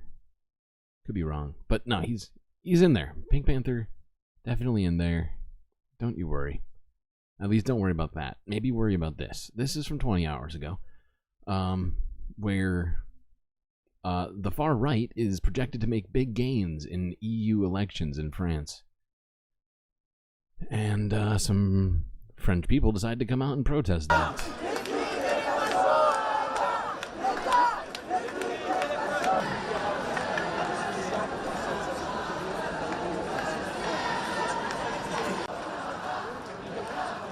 Je sais pas, c'est la démocratie qui est un Feels peu like en péril, a quoi. bit like Et on democracy voit at que le risk. We can see système the marche system pas en doesn't fait work. There's a actuellement. form of lassitude, some Enfin, il y a anger une lassitude et un peu une colère, si tu veux, with face à la situation, quoi. the situation. Et You're worried, and I enfin, think nous, it's en the tout cas, on est general inquiets. Je feeling pense que c'est here. ça le sentiment général, c'est inquiétude et tristesse un peu. We're very sad and worried du résultat about du the vote, result of the clairement, vote. To see the de far voir right l'extrême on the droite qui rise like remonte this, comme it's ça en flèche, enfin, c'est totally mind-boggling. c'est complètement hallucinant.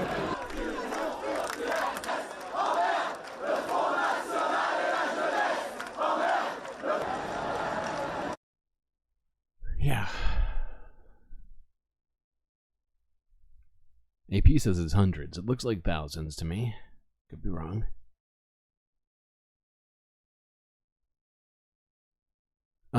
God. We definitely have more to talk about this. First, let's go to this. This is where people gathered outside of European Parliament in protest against the rise of the right.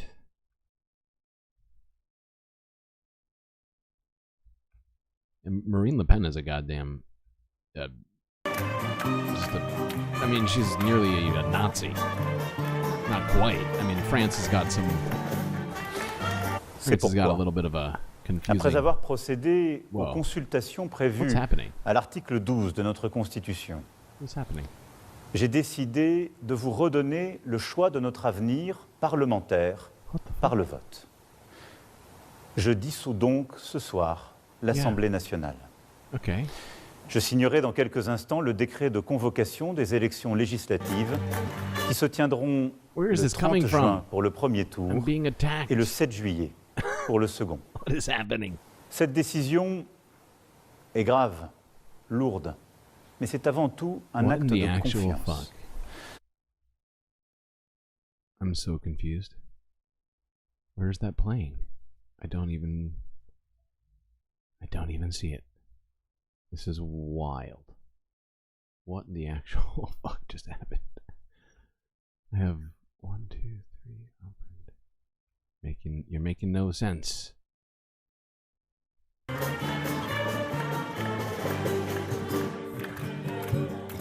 And we just have a simple message for all Europeans. It's time to unite and fight against the extreme right. They are coming for everything that we care about. So if you fight to protect the planet, if you fight for women's rights, if you fight for whatever thing you're fighting for, that must become also a fight against the extreme right. This must be the wake-up call.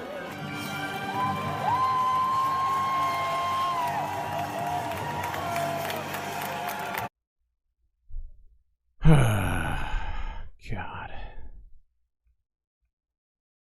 Unfortunately, that a protest is, you know, in in the wake of the right taking power, not in entirety, but they've certainly gained ground in the European Union. Let's look a little bit more into some of this stuff. This is from the Associated Press from 7 hours ago, where a European political analyst breaks a few things down for us. Oopsies. There's very little true surprises. I mean, we saw that the Liberals and the Greens were losing, as predicted, and we saw that the far right groups have increased, also as predicted, and that the Social Democrats, as expected, have remained rather stable. However, what was a bit of a surprise was the gains of the Christian Democrats. I mean, overall, they are also around the same seat number as before, but, you know, a few seats more. And so I think this is a small surprise. But then, you know, if we look down onto national level, there are, of course, a few surprises waiting for us, right? And I think the biggest one of them was indeed France. Seat numbers are not everything. It matters a lot in the European Parliament how united you are. And we do not see these two groups merging. We know that the ECR the parties that are in the ECR are all very supportive of Ukraine, and the ones in the ID are very Russia-friendly. And that is a strong dividing line. You know, in a parliament, you need 50% to make and to shape decisions, right? So they won't decide. But of course, what they can do is, you know, to set a different tone, to change the narrative and to slowly kind of normalize their far-right thinking and their far-right stances. Yeah, that's pretty true. And somehow we need to unnormalize those things. Not sure how we're going to do that. Why is my stream software already slowing down? I don't appreciate this one bit. Is it because I'm...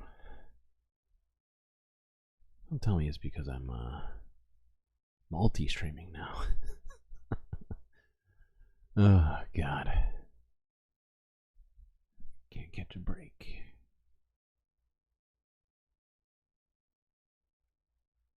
Let's just wrap this up with this video from 4 hours ago. The Associated Press. The far right's rise in Europe's preliminary election results is shaking the European Union's foundations. The vote even sparked President Emmanuel Macron to dissolve France's parliament and call for a snap election.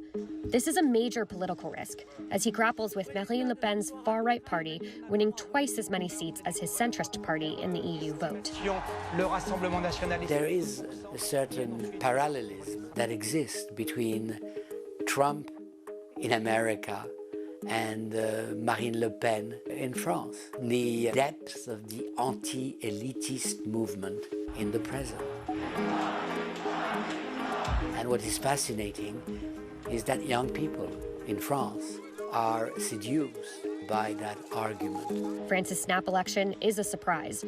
This is the problem, is because the left isn't doing enough to deal with the inequalities that, you know, capitalism is causing young people, well, people in general, like the problems that it's causing people, and therefore, you know, right-wing psychos are able to use this kind of language to their benefit and blame the elites, even though in most cases seemingly all cases they're serving the elites themselves as well. But you know, it's not good. Not the left, the centrist. Well, okay, you're right. The declared left of governments around the world. But you're right, not the left. I don't even know what to call it.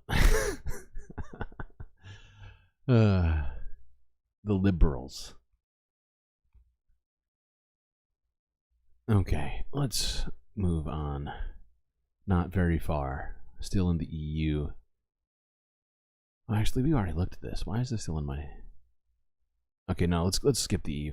Let's go to Africa, where, if you're unaware, there is currently not only a civil war, ethnic cleansing, and probable genocide happening in Sudan at the moment. It is leaving nearly 20 million people right now at risk of starvation.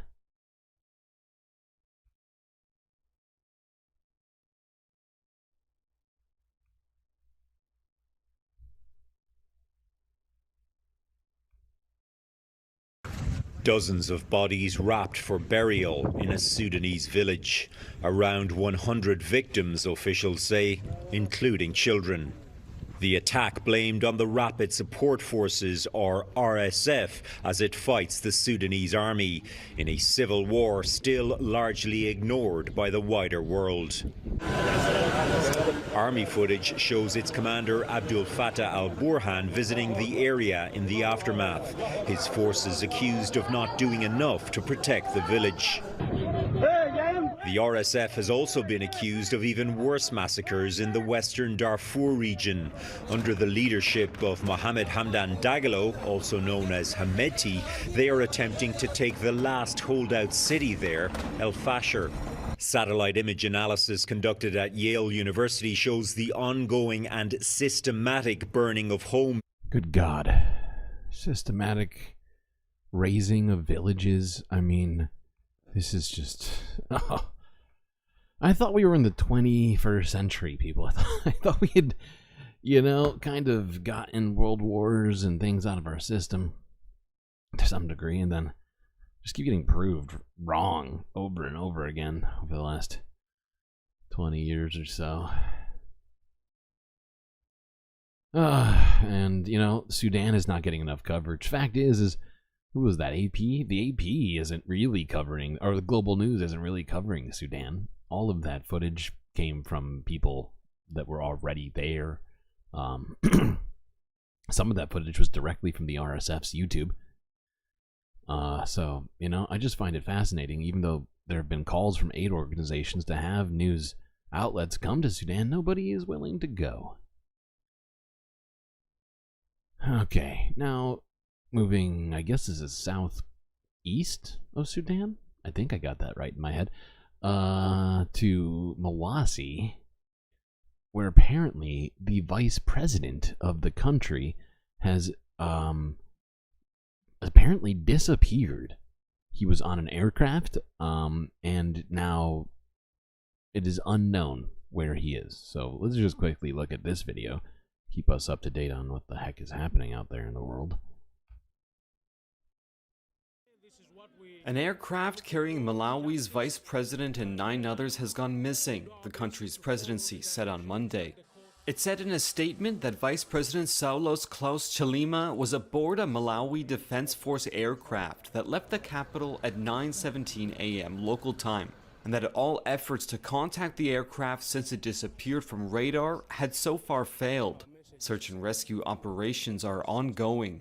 According to the statement, the aircraft had been scheduled to land at Mzuzu International Airport shortly after 10 a.m. So yeah, I have not seen anything else come out of this yet. Of course, I'll try and keep you up to date if anything does come out on this, whether or not. I'm sure at some point they'll let us know whether or not the vice president is alive. But as of now, that's just a mystery in Eastern Africa there. If you're unfamiliar with where Malawi is, I would not be shocked if you were unaware. It is somewhere between, like, Mozambique and Somalia, if I've got that. I think I've got that right in my head. I feel like I have to look at my own. I'm just going to look, because I feel like maybe I'm actually getting that wrong. Hold on. Where's my...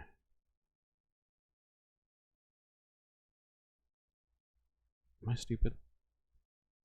A big dummy? Oh no, it's further south. It's between Mozambique and Tanzania. Same general area. Okay. We have more in Africa to cover. Yes, we do. Let's go north to Egypt, where Blinken made a stop in Cairo to meet with El Sisi, the president of Mexico. I don't know why the president of Mexico is in Egypt, but Blinken sat down with him at the start of his tour of the Middle East.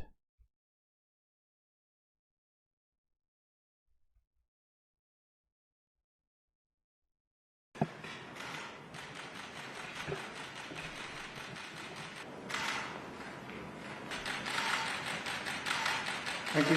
Shukran. Thank you. So, yeah, they don't tell us anything about what was said in the meeting. You would assume that the meeting dealt heavily with the ceasefire, as Egypt has been very involved in the peace process, if we can call it that. Has been, as it feels a little weird to call what's been happening the peace process, but I guess I'll do it just, just for clarity, I guess, on what it supposedly is. But yeah, hopefully something does come up this tour that Blinken is taking here through the Middle East. But we're not going to talk about that in entirety quite yet. Let's move a little bit more east and north into Asia. Actually, much further east. I thought I had something else in between this. What happened? Did that video get deleted? Okay, whatever. Okay. I guess we'll do this. This is much more fun. This is from 15 hours ago, where a fierce competition is at stake as the annual Dragon Boat Racing Festival is held in Beijing and Hong Kong.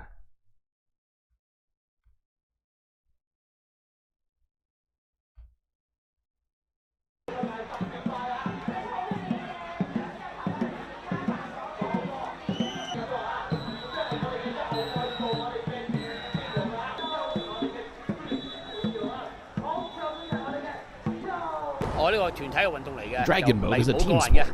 It's important we share team spirits. Each member rows with the same objective, which is being the fastest to finish point. Everyone in my team enjoys it. And we enjoy the workout together. Anyways, seems fun. I mean, it sounds especially because they got the dragons on the boats. Seems more fun than crew, right? They don't get any dragons in crew. All they get is a coxsman. What the hell is that? Nope, nowadays people celebrate many festivals in other countries. We certainly forget. We sometimes forget about Chinese traditional festivals. This event should be promoted because it helps rejuvenate Chinese traditional culture. Cool. Used to do dragon boat racing? Is that true? Are you making this up? That's honestly pretty freaking awesome that you're here and that somehow you've actually done this before. Blinken is an idiot on a good day. That's very true. That's incredibly true. Okay, what was I doing? Ah yes, on to more serious things. You might be asking me, Streamlord, what's more serious than dragon boat racing? Well, I'll tell you. It's tensions rising between North and South Korea, where, if you're unfamiliar, they've been engaging in trash / like, it's a balloon. I don't know if you're familiar with the balloon battle that's been happening between North and South Korea, but South Korea has been sending up like BTS CDs and other kinds of South Korean stuff. And then, as retaliation, North Korea has been sending back balloons filled with trash.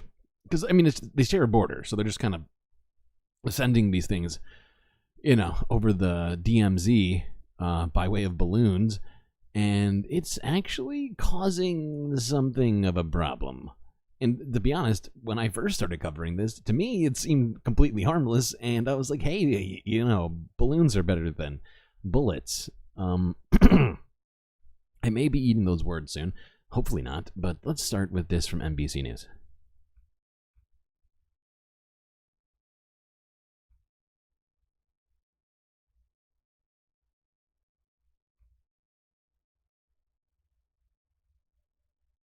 It's trash talk at the highest levels over the most militarized border in the world. In recent days, North Korea launching Ooh, I like that. K-pop versus K-poop. Wow, mowing up with the title. It's of impressive. timer-controlled, trash-filled balloons like these towards South Korea. South Korean authorities say the balloons have been filled with cigarette butts, paper scraps, cloth, and in some cases compost, but nothing hazardous. How tense? Hold on, I'll be right back. Actually, I'll let you watch the balloon war. But I have to pee. I'll be right back. Are things getting right now between North and South Korea? At first glance, these balloons seem harmless, but it's against the backdrop of a great deal of tension over disputed waters west of the peninsula. In response, South Korea has set up high-powered loudspeakers to blast the North with Korean pop music and messages. The North Koreans are more afraid of BTS than they are of U.S. nuclear weapons. It is disturbing for the North Korean regime when these soldiers are listening to the music and then they start humming the tunes. This is considered mind pollution. The tit-for-tat propaganda battle between the two rival countries dates back to the Cold War. Both sides agreeing to stop for a while, but over the last few years, North Korea's ballistic missile tests sparking the South to respond to the escalation of tensions. And in the last few weeks, activists in South Korea have resumed sending balloons with anti-North Korean propaganda across the border. Experts don't expect the psychological warfare to end anytime soon. We've been distracted by the war in Ukraine, the war in Gaza, as well as Taiwan and China's efforts in Taiwan. Yet the situation on the peninsula is growing. George Solis, NBC News. So yeah, the balloons are somehow escalating things, and I was not expecting that at all. But there's more to talk about this. This is from a day ago as well, from Global News.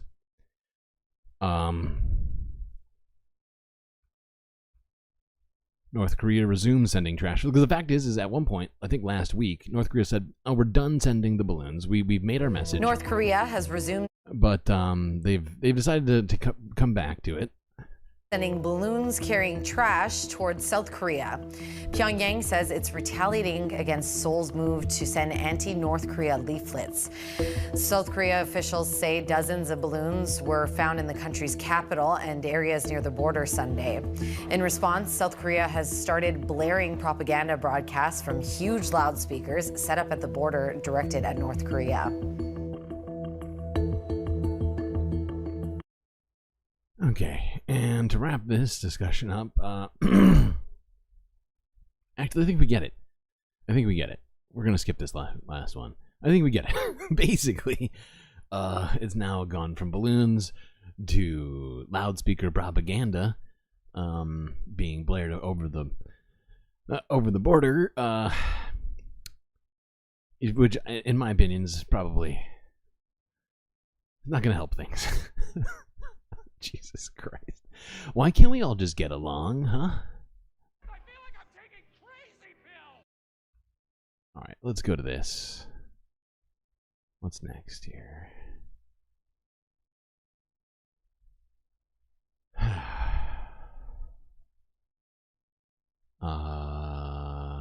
Yes. Let's go here first. This is from 15 hours ago, if you're unaware of this, but I feel like most people are.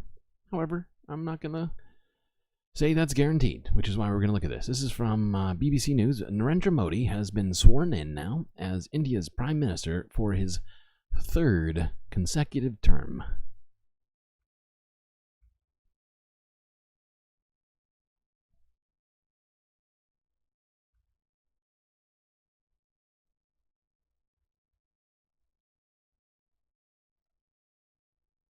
Now let's move on to India now. The zone, the DMZ is like 2 miles wide. You know, you're right. But there's also like, what do you call them? Like troops in that DMZ, right? Aren't there? Or wait, that's not what the DMZ means. They're on the other side of it. Why it confuses me sometimes. Whatever, you're probably right. Narendra Modi has taken the oath of office and has been sworn in for a third term as India's Prime Minister. He will lead a coalition government after his Hindu Nationalist Party, the BJP, failed to win enough seats in the general election to govern alone. Thousands of guests attended the inauguration at Delhi's presidential palace, including the heads of several neighbouring countries. Our South Asia correspondent Yogita Lamay reports from Delhi. Narendra Damodar Das Modi. An oath that Narendra Modi is more than familiar with. But what follows is uncharted territory. A weakened Prime Minister dependent on a coalition for the first time. There are hundreds of pictures of Mr. Modi all over Delhi today, and it's something we've gotten used to here in India over these past 10 years. His picture's been on welfare schemes, on vaccine certificates, so that doesn't seem to have changed. But what has is that while this is a win, it's a victory that feels like a defeat for brand Modi. Absolutely. And so if you're unfamiliar, oh shit, I didn't even switch to like a, I didn't even switch it over here. I'm sorry about that. Anyways, if you aren't familiar with the situation, Narendra Modi had a very huge majority in government with the BJP for some time. For how long has he been in office now? Like 15 years or something like that. And yeah,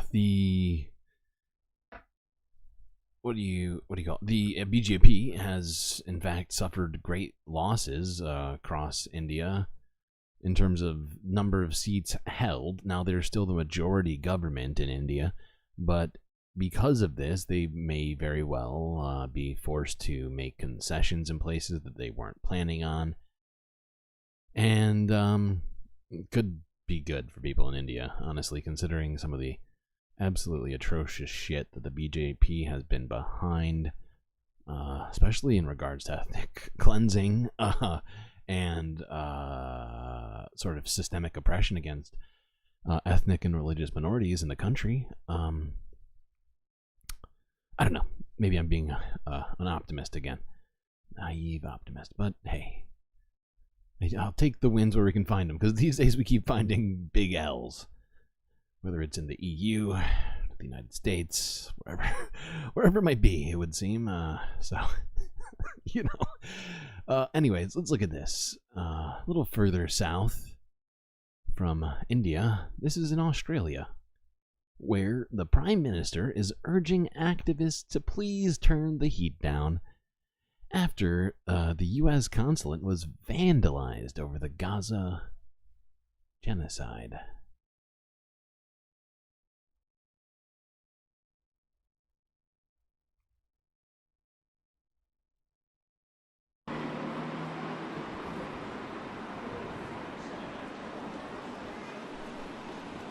People should have respectful political debate and discourse.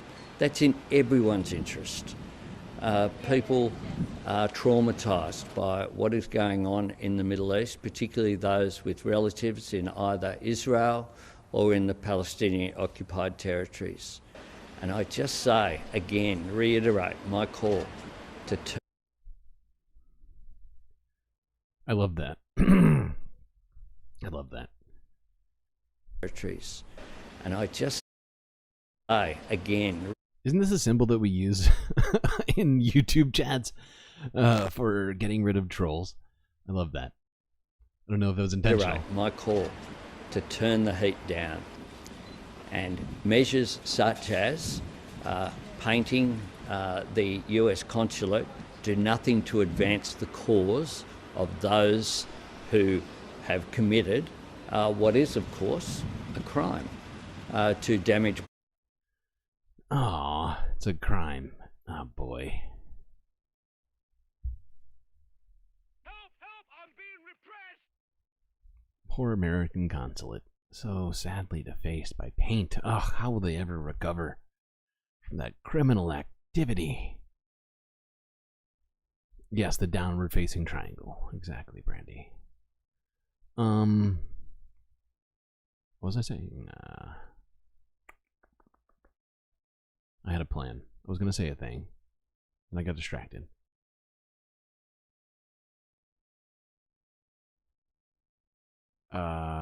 I don't remember what I was going to say, so we're just going to move on. But this was my way of kind of segueing us from Asian news to Gaza. I hope you liked what I've done. Let's go on to that, as that's going to be what we were talking about for the rest of the evening. This is from 9 hours ago. Take a little U-turn back through the Red Sea.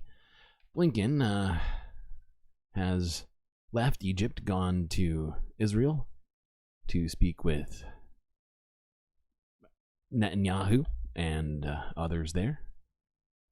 This video is from Associated Press, where apparently, according to Blinken, Israel has agreed to the Gaza ceasefire proposal, and the decision rests with Hamas.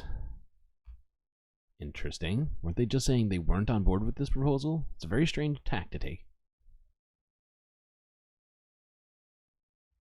So, my message to hostages were being held in 2 apartments in the camp. What Israel in the called fuck? in heavy strikes from the land, air, and... What is happening? What is happening?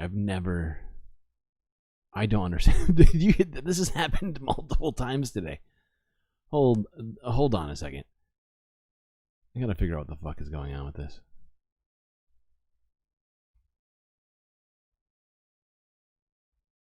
I'm reloading this shit. I have no idea what the problem is. Something's wrong. So, my message to governments throughout the region, to people throughout the region is, if you want a ceasefire, press Hamas to say yes. If you want to alleviate the terrible suffering of Palestinians in Gaza, press Hamas to say yes. Who is he telling to press Hamas to say yes exactly? I'm just wondering. Us? Is he telling us to pressure Hamas? How would we pressure Hamas? Exactly. Who, like, seriously though? Iran? I'm just trying to figure it out. The fact is we all know what the reality is that up until, honestly, not even this moment, up until current time, the only thing that I think any of us can say with any certainty is that, in fact, Israel has turned down every single fucking peace negotiation, including the one that has been most recently offered by the United States, even though it was said that it was Israel's plan. The second it came out, second Biden made the speech, Israeli Prime Minister Benjamin Netanyahu, among others, were out there saying, no, we need to destroy Hamas. We don't need peace. So, whatever. Okay, back to the gaslighting. If you want to get all the hostages home, press Hamas to say yes. If you want to put Israelis and Palestinians alike on the path to more durable peace and security, press Hamas to say yes. If you want to prevent this conflict from spreading, press Hamas to say yes. Now, if we get this ceasefire, it also opens the path to more durable security, calm, peace in Gaza. Wow. This dude sucks. It's absolutely the worst.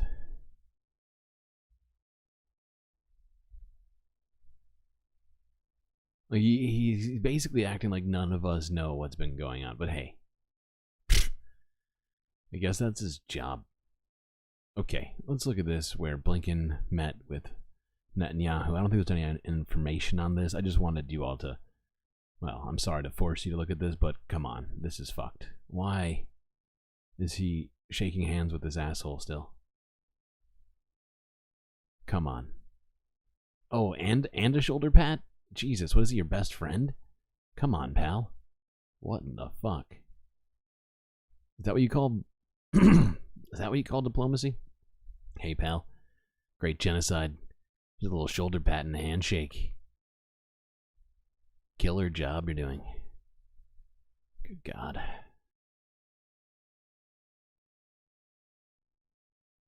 Okay, now actually, let's talk a little bit about what's been going on at the UN, where today the UN Security Council has voted to back the Israel-Hamas ceasefire plan.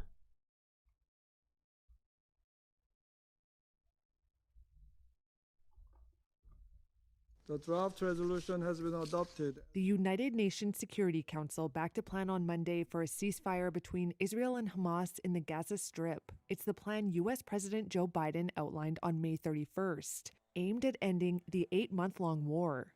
Monday's resolution welcomes that proposal, says Israel has accepted the deal, and calls on Hamas to agree to it. Will those in favor of the draft resolution please raise their hand? 14 Security Council members voted in favor. Abstentions? Russia abstained. Its ambassador asked what Israel had specifically agreed to. Hamas welcomed the adoption of the U.S.-drafted resolution. In a statement, the militant group said it's ready to cooperate with mediators over implementing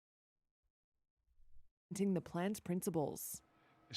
So yeah, Hamas says that they're all about the peace plan. Oh my God, was I on the wrong screen again? So nobody saw that, huh? Oh God. Oh God.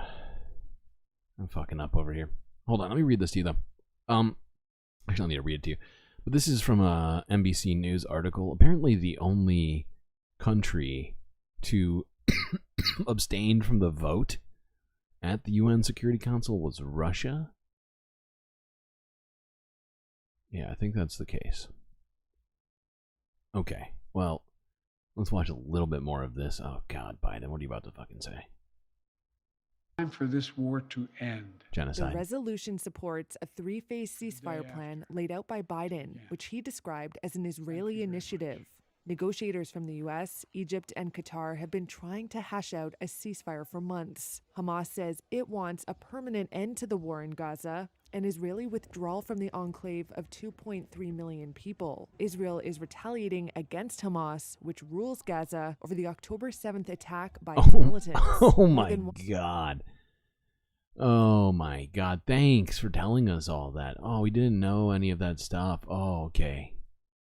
A good thing we had you here, Reuters, to tell us that October 7th happened and that supposedly Hamas runs all of Gaza. Okay, thank you. Thank you for that great context you're giving us. So journalistic and contexty. Okay, let's listen to this from the United Nations, where Marwan Barghouti, that's who this is, right? Yeah, I think so. I think it, I could be wrong about this, but I'm pretty sure his name is Marwan Barghouti. He came and he spoke on behalf of Palestine in regards to the Security Council resolution.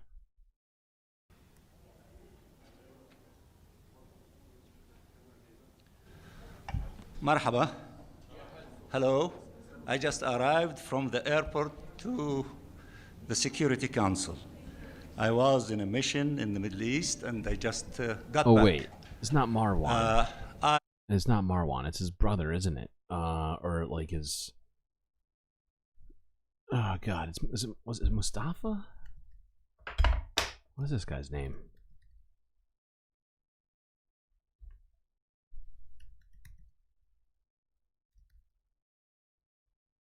I can't remember this guy's name. That's not Mustafa Berg. I cannot think of his name. I suck at life. I was watching the deliberation of the Security Council in the car. As you all know, the Palestinian leadership welcomed this effort, this step in the right direction, and emphasized that, of course, our position has been always to have an immediate ceasefire to stop the killing of our people. So this resolution is a step in that Riyad Mansour. I figured it out. Thank you. direction.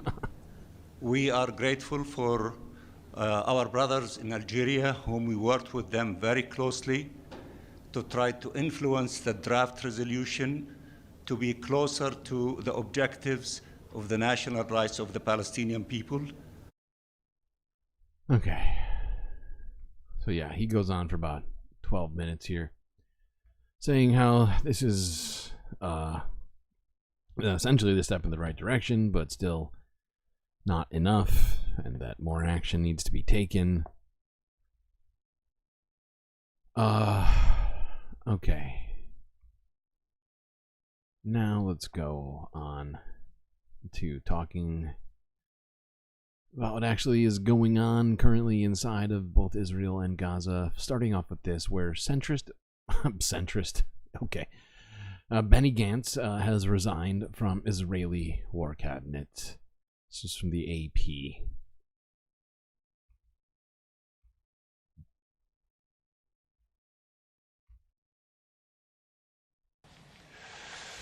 לצערי, נתניהו מונע מאיתנו להתקדם לניצחון האמיתי שהוא ההצדקה למחיר הכואב והמתמשך.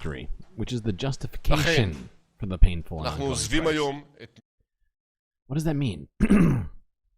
Those words are nonsense words. This is why we are leaving the wartime cabinet today. With a heavy heart, but with a whole heart. We present אנחנו ourselves מתייצבים היום למערכה על גורלה של מדינת ישראל לדורות קדימה. For generations to come. I'm just going to point this out to Benny, since apparently he's too dumb to figure it out. There is no fucking justification for what you're doing. Okay, pal? There is no justification. What you've all been doing, what you personally have been complicit in, the genocide that has been getting perpetrated by Israel, the government which you work for, there's no justification for it. There is none. And the sooner you realize that, the sooner we can all get on with things. He's trying to dodge an arrest warrant? Yeah, no kidding. It's Hague time. It's been Hague time for a minute.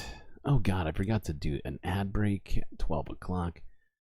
Twitch ad break is incoming right now. You could avoid it by subscribing. Okay, now let's go on to this from Democracy Now! I think we're actually going to watch two Democracy Now! Reports right next to each other. Not the whole thing of either, but I think these are probably important. First, this one, where reporter on the ground details the Israeli raid which killed nearly 300 Palestinians and only freed 4 hostages.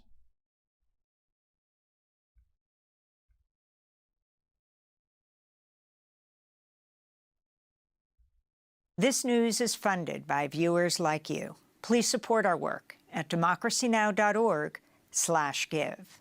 Israel's continuing to bombard Gaza with airstrikes and artillery today, with attacks on Gaza City in the north, Deir al-Balah in the center, and Rafah in the south. At least 40 Palestinians have been killed, over 200 injured in the last 24 hours. The latest attacks follow one of the single bloodiest Israeli assaults on Gaza over the last 8 months.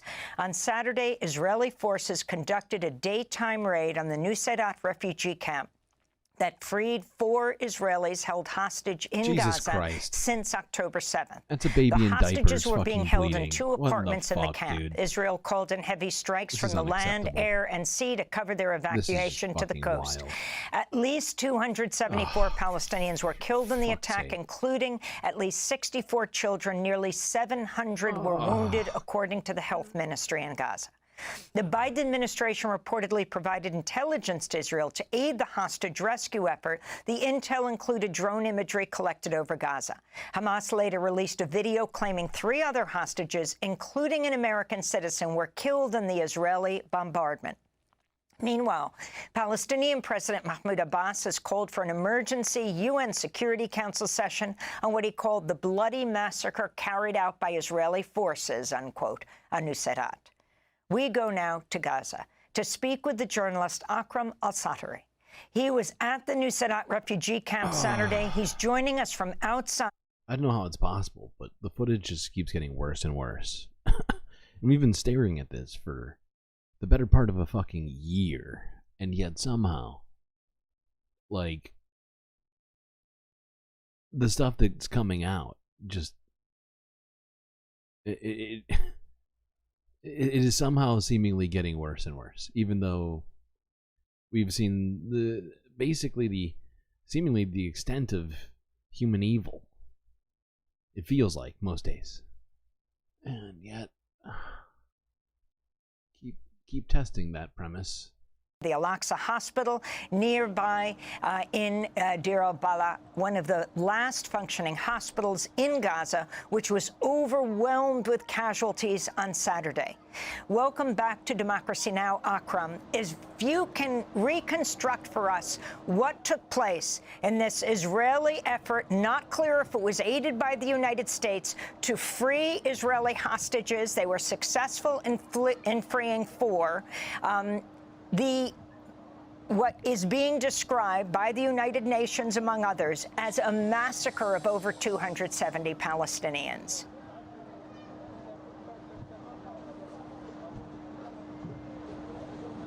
Good morning, Amy. I will start by describing the things in the world of the people who are living moment by moment, second by second, the destruction and the death and the devastation and the continuous fire that has been caused by the Israeli forces in that particular area. To start with, people saw a special, like was described by the people, a special truck that was carrying luggage for internally displaced people, and it proved to be special forces disguising themselves as internally displaced people.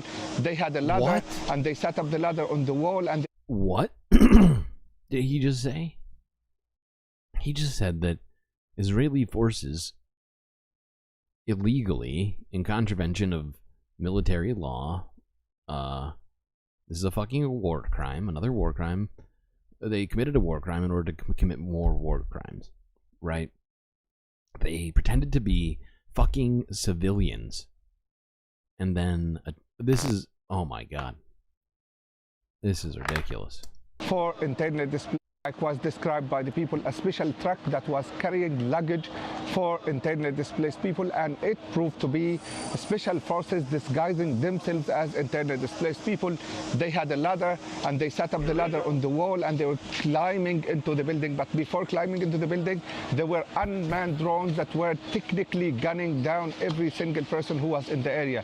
They were shooting at everyone, and then there were some F-16s that were targeting sensitive areas. It was 11 a.m., a very special time with people going to the market, and also was targeting a very special time, a very special place, which is the market, with hundreds and thousands of the people in the market trying to get food for their families, trying to find whatever they can to feed themselves and their families. And then the whole thing started concurrently. The unmanned drones were shooting, the artillery fires was targeted at the buildings, and the also F-16s were dropping bombs on all the different junctions and intersections of the street. And people who were in the market were flying, were trying to flee, were escaping, hiding in the small shops, hiding under the rubble of the areas that were targeted. And that continued for around 30 to 45 minutes. And the result of that should be a war crime. Oh, it's definitely a war crime. Whether or not it'll be prosecuted, I don't know. But it's absolutely a war crime for soldiers to feign or pretend to be civilians in order to gain some sort of advantage beyond the fact that they killed civilians, which is a second war crime. It's disgusting. It is fucking disgusting. Okay, we got more to look at here.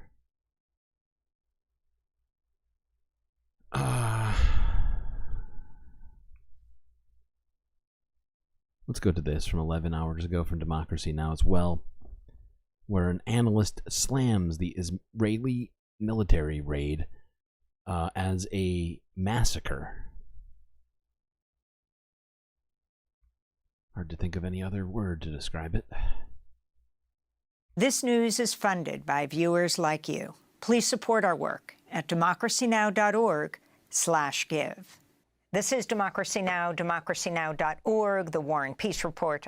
That's right. Biden resurfaced for this to tell people what a great job Israel's been doing getting their hostages back, even though it was price tag of 70 Palestinian lives to one, just in this particular instance. Let's not forget that they represent over over 65% of the, or nearly that much. I'm trying to do the math in my head. But they represent like 60% of the hostages that have been supposedly rescued up to this point, because there's only been 7 in total, counting these 4. So really, it's not 70 to 1. It's actually 10,000 to 1 if you just count like casualties and not verified deaths. So, I mean, why Biden would come out and tout this as a victory for anybody? This is an L for humanity. Peace is what would be a W. Not more just blatant disregard for human lives in order to make some sort of political statement or carry out your fucking twisted genocidal plan. Amy Goodman for more on the Israeli attack on the Nuseirat refugee camp that freed 4 Israeli hostages and killed at least 274 Palestinians, wounding over about 700 people. We're joined by Omar Badar, a Palestinian-American political analyst, member of the National Policy Council of the Arab American Institute. He's joining us from Washington, D.C. If you can overall respond to what took place, and then, because you're in D.C., Omar, talk about the Biden administration response. Sure. Amy, there's no question that what unfolded in that operation is a massacre. I mean, we've seen just the bodies of hundreds of people littered everywhere, including the bodies of children. We've seen absolutely horrific scenes at the hospitals of weeping parents and bloody children. I mean, to look at a death toll of this scale and then to celebrate this kind of operation as some sort of success, you would basically have to openly say that the lives of Israelis are more valuable than the lives of Palestinians. That is the message that is sent by celebrating 100%, this operation. 100%. Now, there is no surprise at the fact that an apartheid government like Israel's would see it that way. They've made very clear that they have absolutely no regard for Palestinian life, that they don't see Palestinians as equal human beings deserving of the same dignity and rights that Israelis enjoy. But what's really disappointing is looking at the way that the Biden administration has reacted to all this, where the massacre is reduced to a footnote, while the focus is primarily on the lives of the hostages who have been rescued.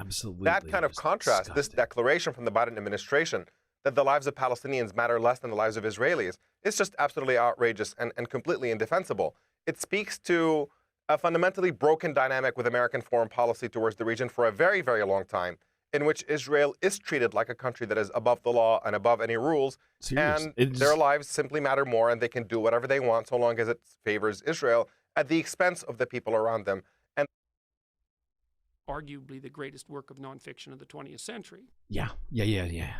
JP is actually right about that one. Really is just so factually accurate and just a clear nutshelling of the dynamic that's going on right now. That kind of approach has actually guaranteed that we're going to be living in a situation of perpetual conflict, because anytime you treat Palestinians the way Israel treats them, put them under indefinite military occupation, rob them of their rights, of their land, treat them the way Palestinians are treated day in and day out under this brutal occupation, you are creating fertile ground for conflict, and that's why we're in the situation that we're in the first place.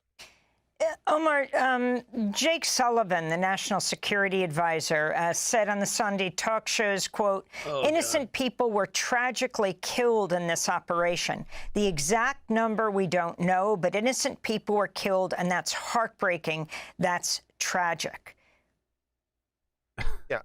Amy, just imagine if it was the other way around, right? Imagine right now, as you and I are speaking, there are thousands of Palestinians who have been kidnapped out of Gaza. They're placed in Israeli detention centers across the border. And the treatment that they are witnessing day in and day out has been absolutely... Some of them aren't even across the border. I mean, from what we've uncovered here on this stream, we've seen that there's actually at least one, maybe two, Gaza hospitals that have essentially been, they're not even really hospitals. They're just like little jails. They're like Guantanamo bays inside of Gaza now that have been built by Israel to just hold people at whatever, at will, and not have to prove whether or not they're Hamas or involved in any way with October 7th or any of the other things that they supposedly are committing this whole fucking genocide over, and nobody's doing anything about that either. Nobody's even talking about that, and it's just horrifying. There's a report in the New York Times from just a few days ago outlining the daily sexual abuse that these prisoners are actually undergoing, the torture, and we know for a fact that dozens of Palestinians have been killed in Israeli captivity over the past several months since October 7th to this day. And if you were to imagine a scenario right now in which Hamas conducts an operation, kills several hundred Israelis, and then rescues 4 Palestinians from Israeli detention, would anybody even know the names of those 4 Palestinians who have been rescued? Oh, no way. No. Well, unless, I'm trying to think of what scenario that would happen. But no. If they massacred 300 Israelis and, rescued 4 Palestinians from Israeli jails, we'd be back to the Holocaust talk, right? We'd be back to talking about how it was the worst attack on Jews since October the 7th. And we'd be, condemning. We'd all have to condemn Hamas again, if we hadn't already, at least 100 times. Have to do it again. And there would be no discussion of it being some sort of victory for anybody, of course. Or would the entire world and our discourse because it would be just as ridiculous as this, right? To suggest that somehow killing all these people justifies getting hostage. We just need actual peace talks. We need a fucking ceasefire, and that ceasefire needs to be permanent.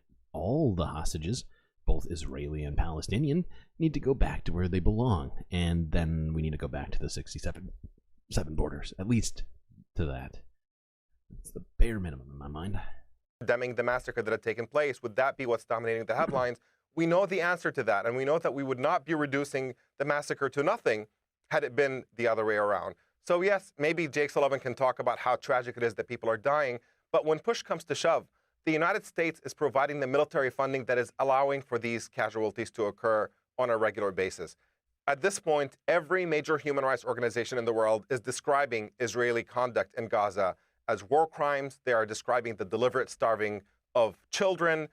Several of them have... You were nervous about coming back to the stream? Why is that? I'm at a loss. If it's a personal reason. Have died of starvation as well. We are wondering. Witnessing that the International Court of Justice has found that Israel is plausibly committing genocide against Palestinians in Gaza. And in light of all this, for the Biden administration to continue providing unlimited and unconditional military funding for Israel to carry on this genocidal slaughter in Gaza while expressing regret at the fact that some civilians are dying in the process, just who are they fooling? They are responsible for it in a direct way. If they do find it tragic, there is a very, very easy solution to it, and that is to put an end to U.S. military funding for Israel until Israel starts abiding by international law and stops this indiscriminate onslaught on the civilian population in Gaza. I want to go... Seriously. Oh, my God. Oh, yeah, this guy's just laying it all out on the table as it is. Just facts. Just a bunch of facts. Arguably the greatest work in nonfiction from the 21st century. Okay. Could Bernie? I wish Bernie was an option. I really do. 30 likes. Oh boy. Hold on. Okay. Hold the phone. 12. Who is 12? I don't have any of the numbers memorized. I have no idea who this is going to be.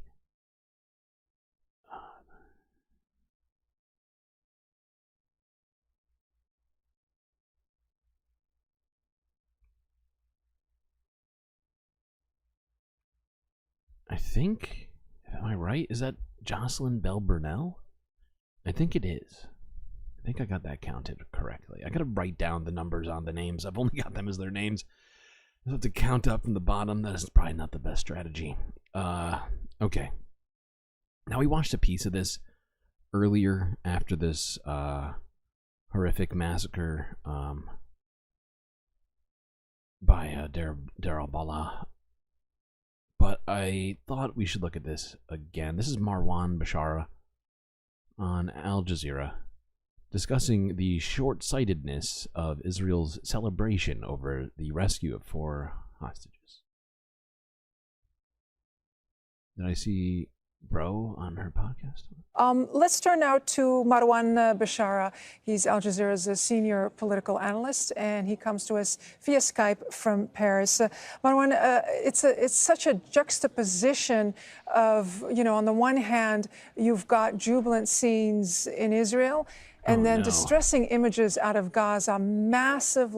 Sorry, chat, just so you know, I'm not holding back your support character. My software is just moving slowly, so it's going to take a second to get her out here. Juxtaposition of, on the one hand, you've got jubilant scenes in Israel, and then distressing images out of Gaza, massive loss of life. What do you make of this moment? Yes, I think this is probably the most tragic aspect of it all. There's one thing for families and loved ones to celebrate the return of captives, and they are 4 families. But for the Israeli government and the American government to turn it into some kind of a national holiday, that is just so tragic and so short-sighted. It's just bewildering for them to think that this is a lesson for more to come rather than a major failure of this government. After more than 40 captives have already died, after more than 40,000 Palestinians have already been killed, they want to celebrate the rescue of 4 captives that could have been easily rescued in any exchange deal. I mean, seriously, how short-sighted could any politician be, but the exception, a cynical politician like that of Benjamin Netanyahu. He's so cynical that he is ready to turn any such Pyrrhic victory into a major personal heroism and heroism of the Israeli military that, of course, launched an offensive with... I mean, seriously, though, Biden was even, just congratulating Israel over this victory, as he put it, I think, saying that hopefully there's more to come. Weren't we talking about fucking peace process? Weren't you talking about the goddamn peace process like just 5 days ago or something like that? What in the actual fuck? Like, how is... Oh, God. Anyway. As we've just been reporting, with all kinds of heavy artillery and heavy weaponry, killing some 100 Palestinians in the vicinity in order to liberate 4 hostages. Now, let me be clear. I personally would never condone. What makes me real sad?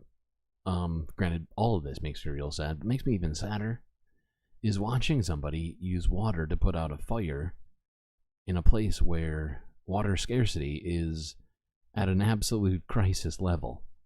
And I'm not saying that they shouldn't be putting out a fire, but the fact is the fact that they need to do such a thing when I'm sure there's who knows how many people around that need to be able to drink that water. It is just so... Oh, God, it's just so tragic to watch.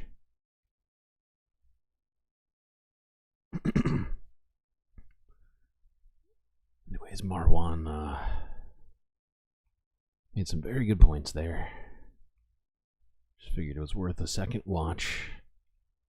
Let's move on to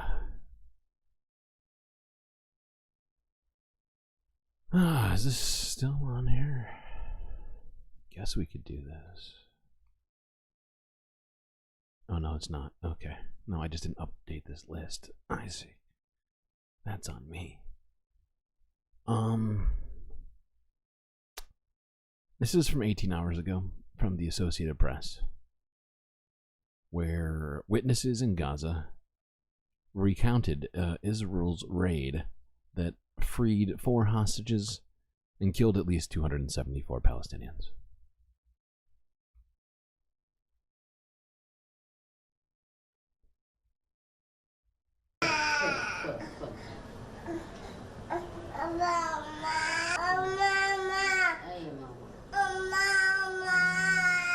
The plane was bombing at random. They struck houses with rockets. People's bodies were on the street. I lost my family. 14 were killed. He's the only one that survived. He and his mother. The rest are gone. About 14. There are 14 more. There are still people under the rubble. The streets are filled with bodies.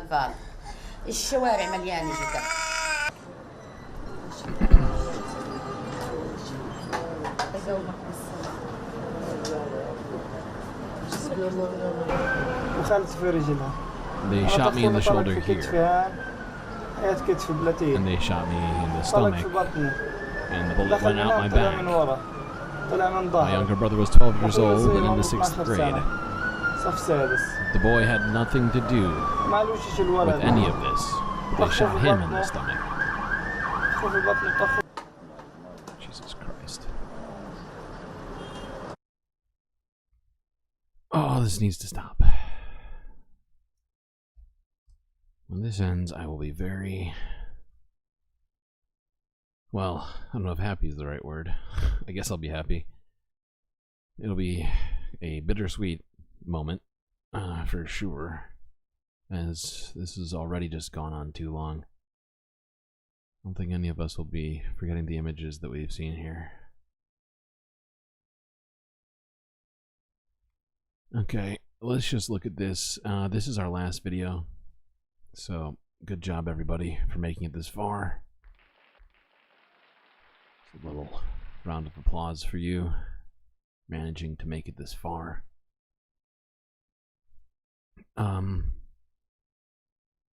This is from a couple of days ago, and we already technically seen this video, but this is just so dire that I do feel we should watch this again, even if none of us can affect this.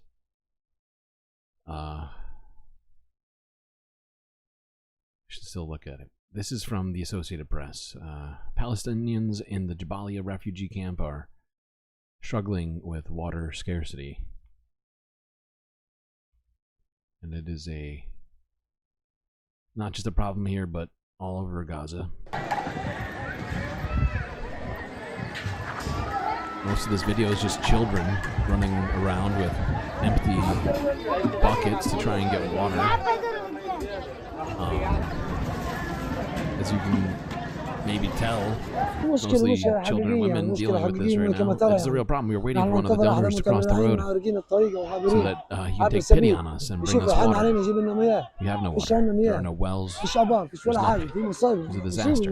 An unnatural, big disaster. Life is by water. There is no life without water. That's just facts. Literally facts. You cannot go more than, I think, 3 days, technically. Like the human body without any water will start to shut down after that time, I think.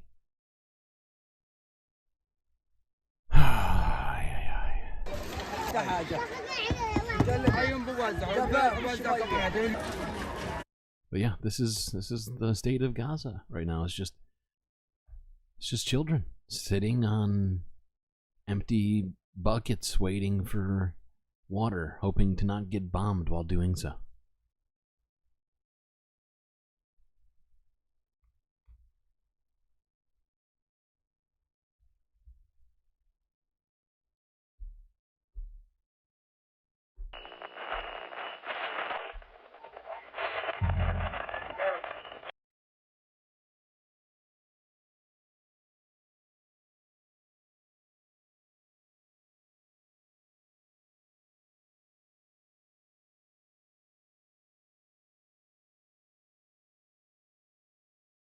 Well,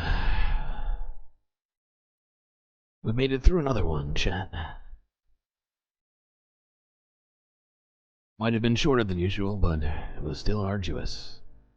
I'm glad you're all still here with me. Well, that's it for me. Till I see you next time. You stay classy, Galactic Stream Nation.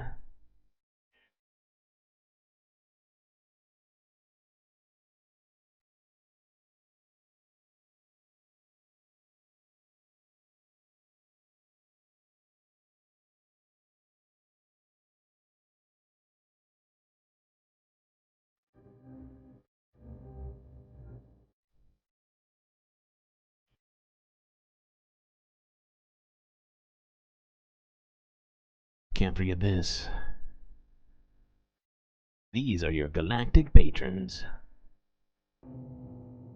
Gabby, Goth Dogs, Aaron W, Mitty, PB, Robot Cat, Orbeus Dragon, The Anti-Corporatist, Moa Noep, Nadia, Pitchforks Dragon, Vincent Morales, and Donald James X.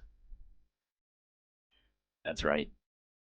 All of these people have made the right decisions in life, and for them to be able to help produce this here Galactic News Network. You can do the same thing by going to this link in chat. Or even more, Galactic benefits await.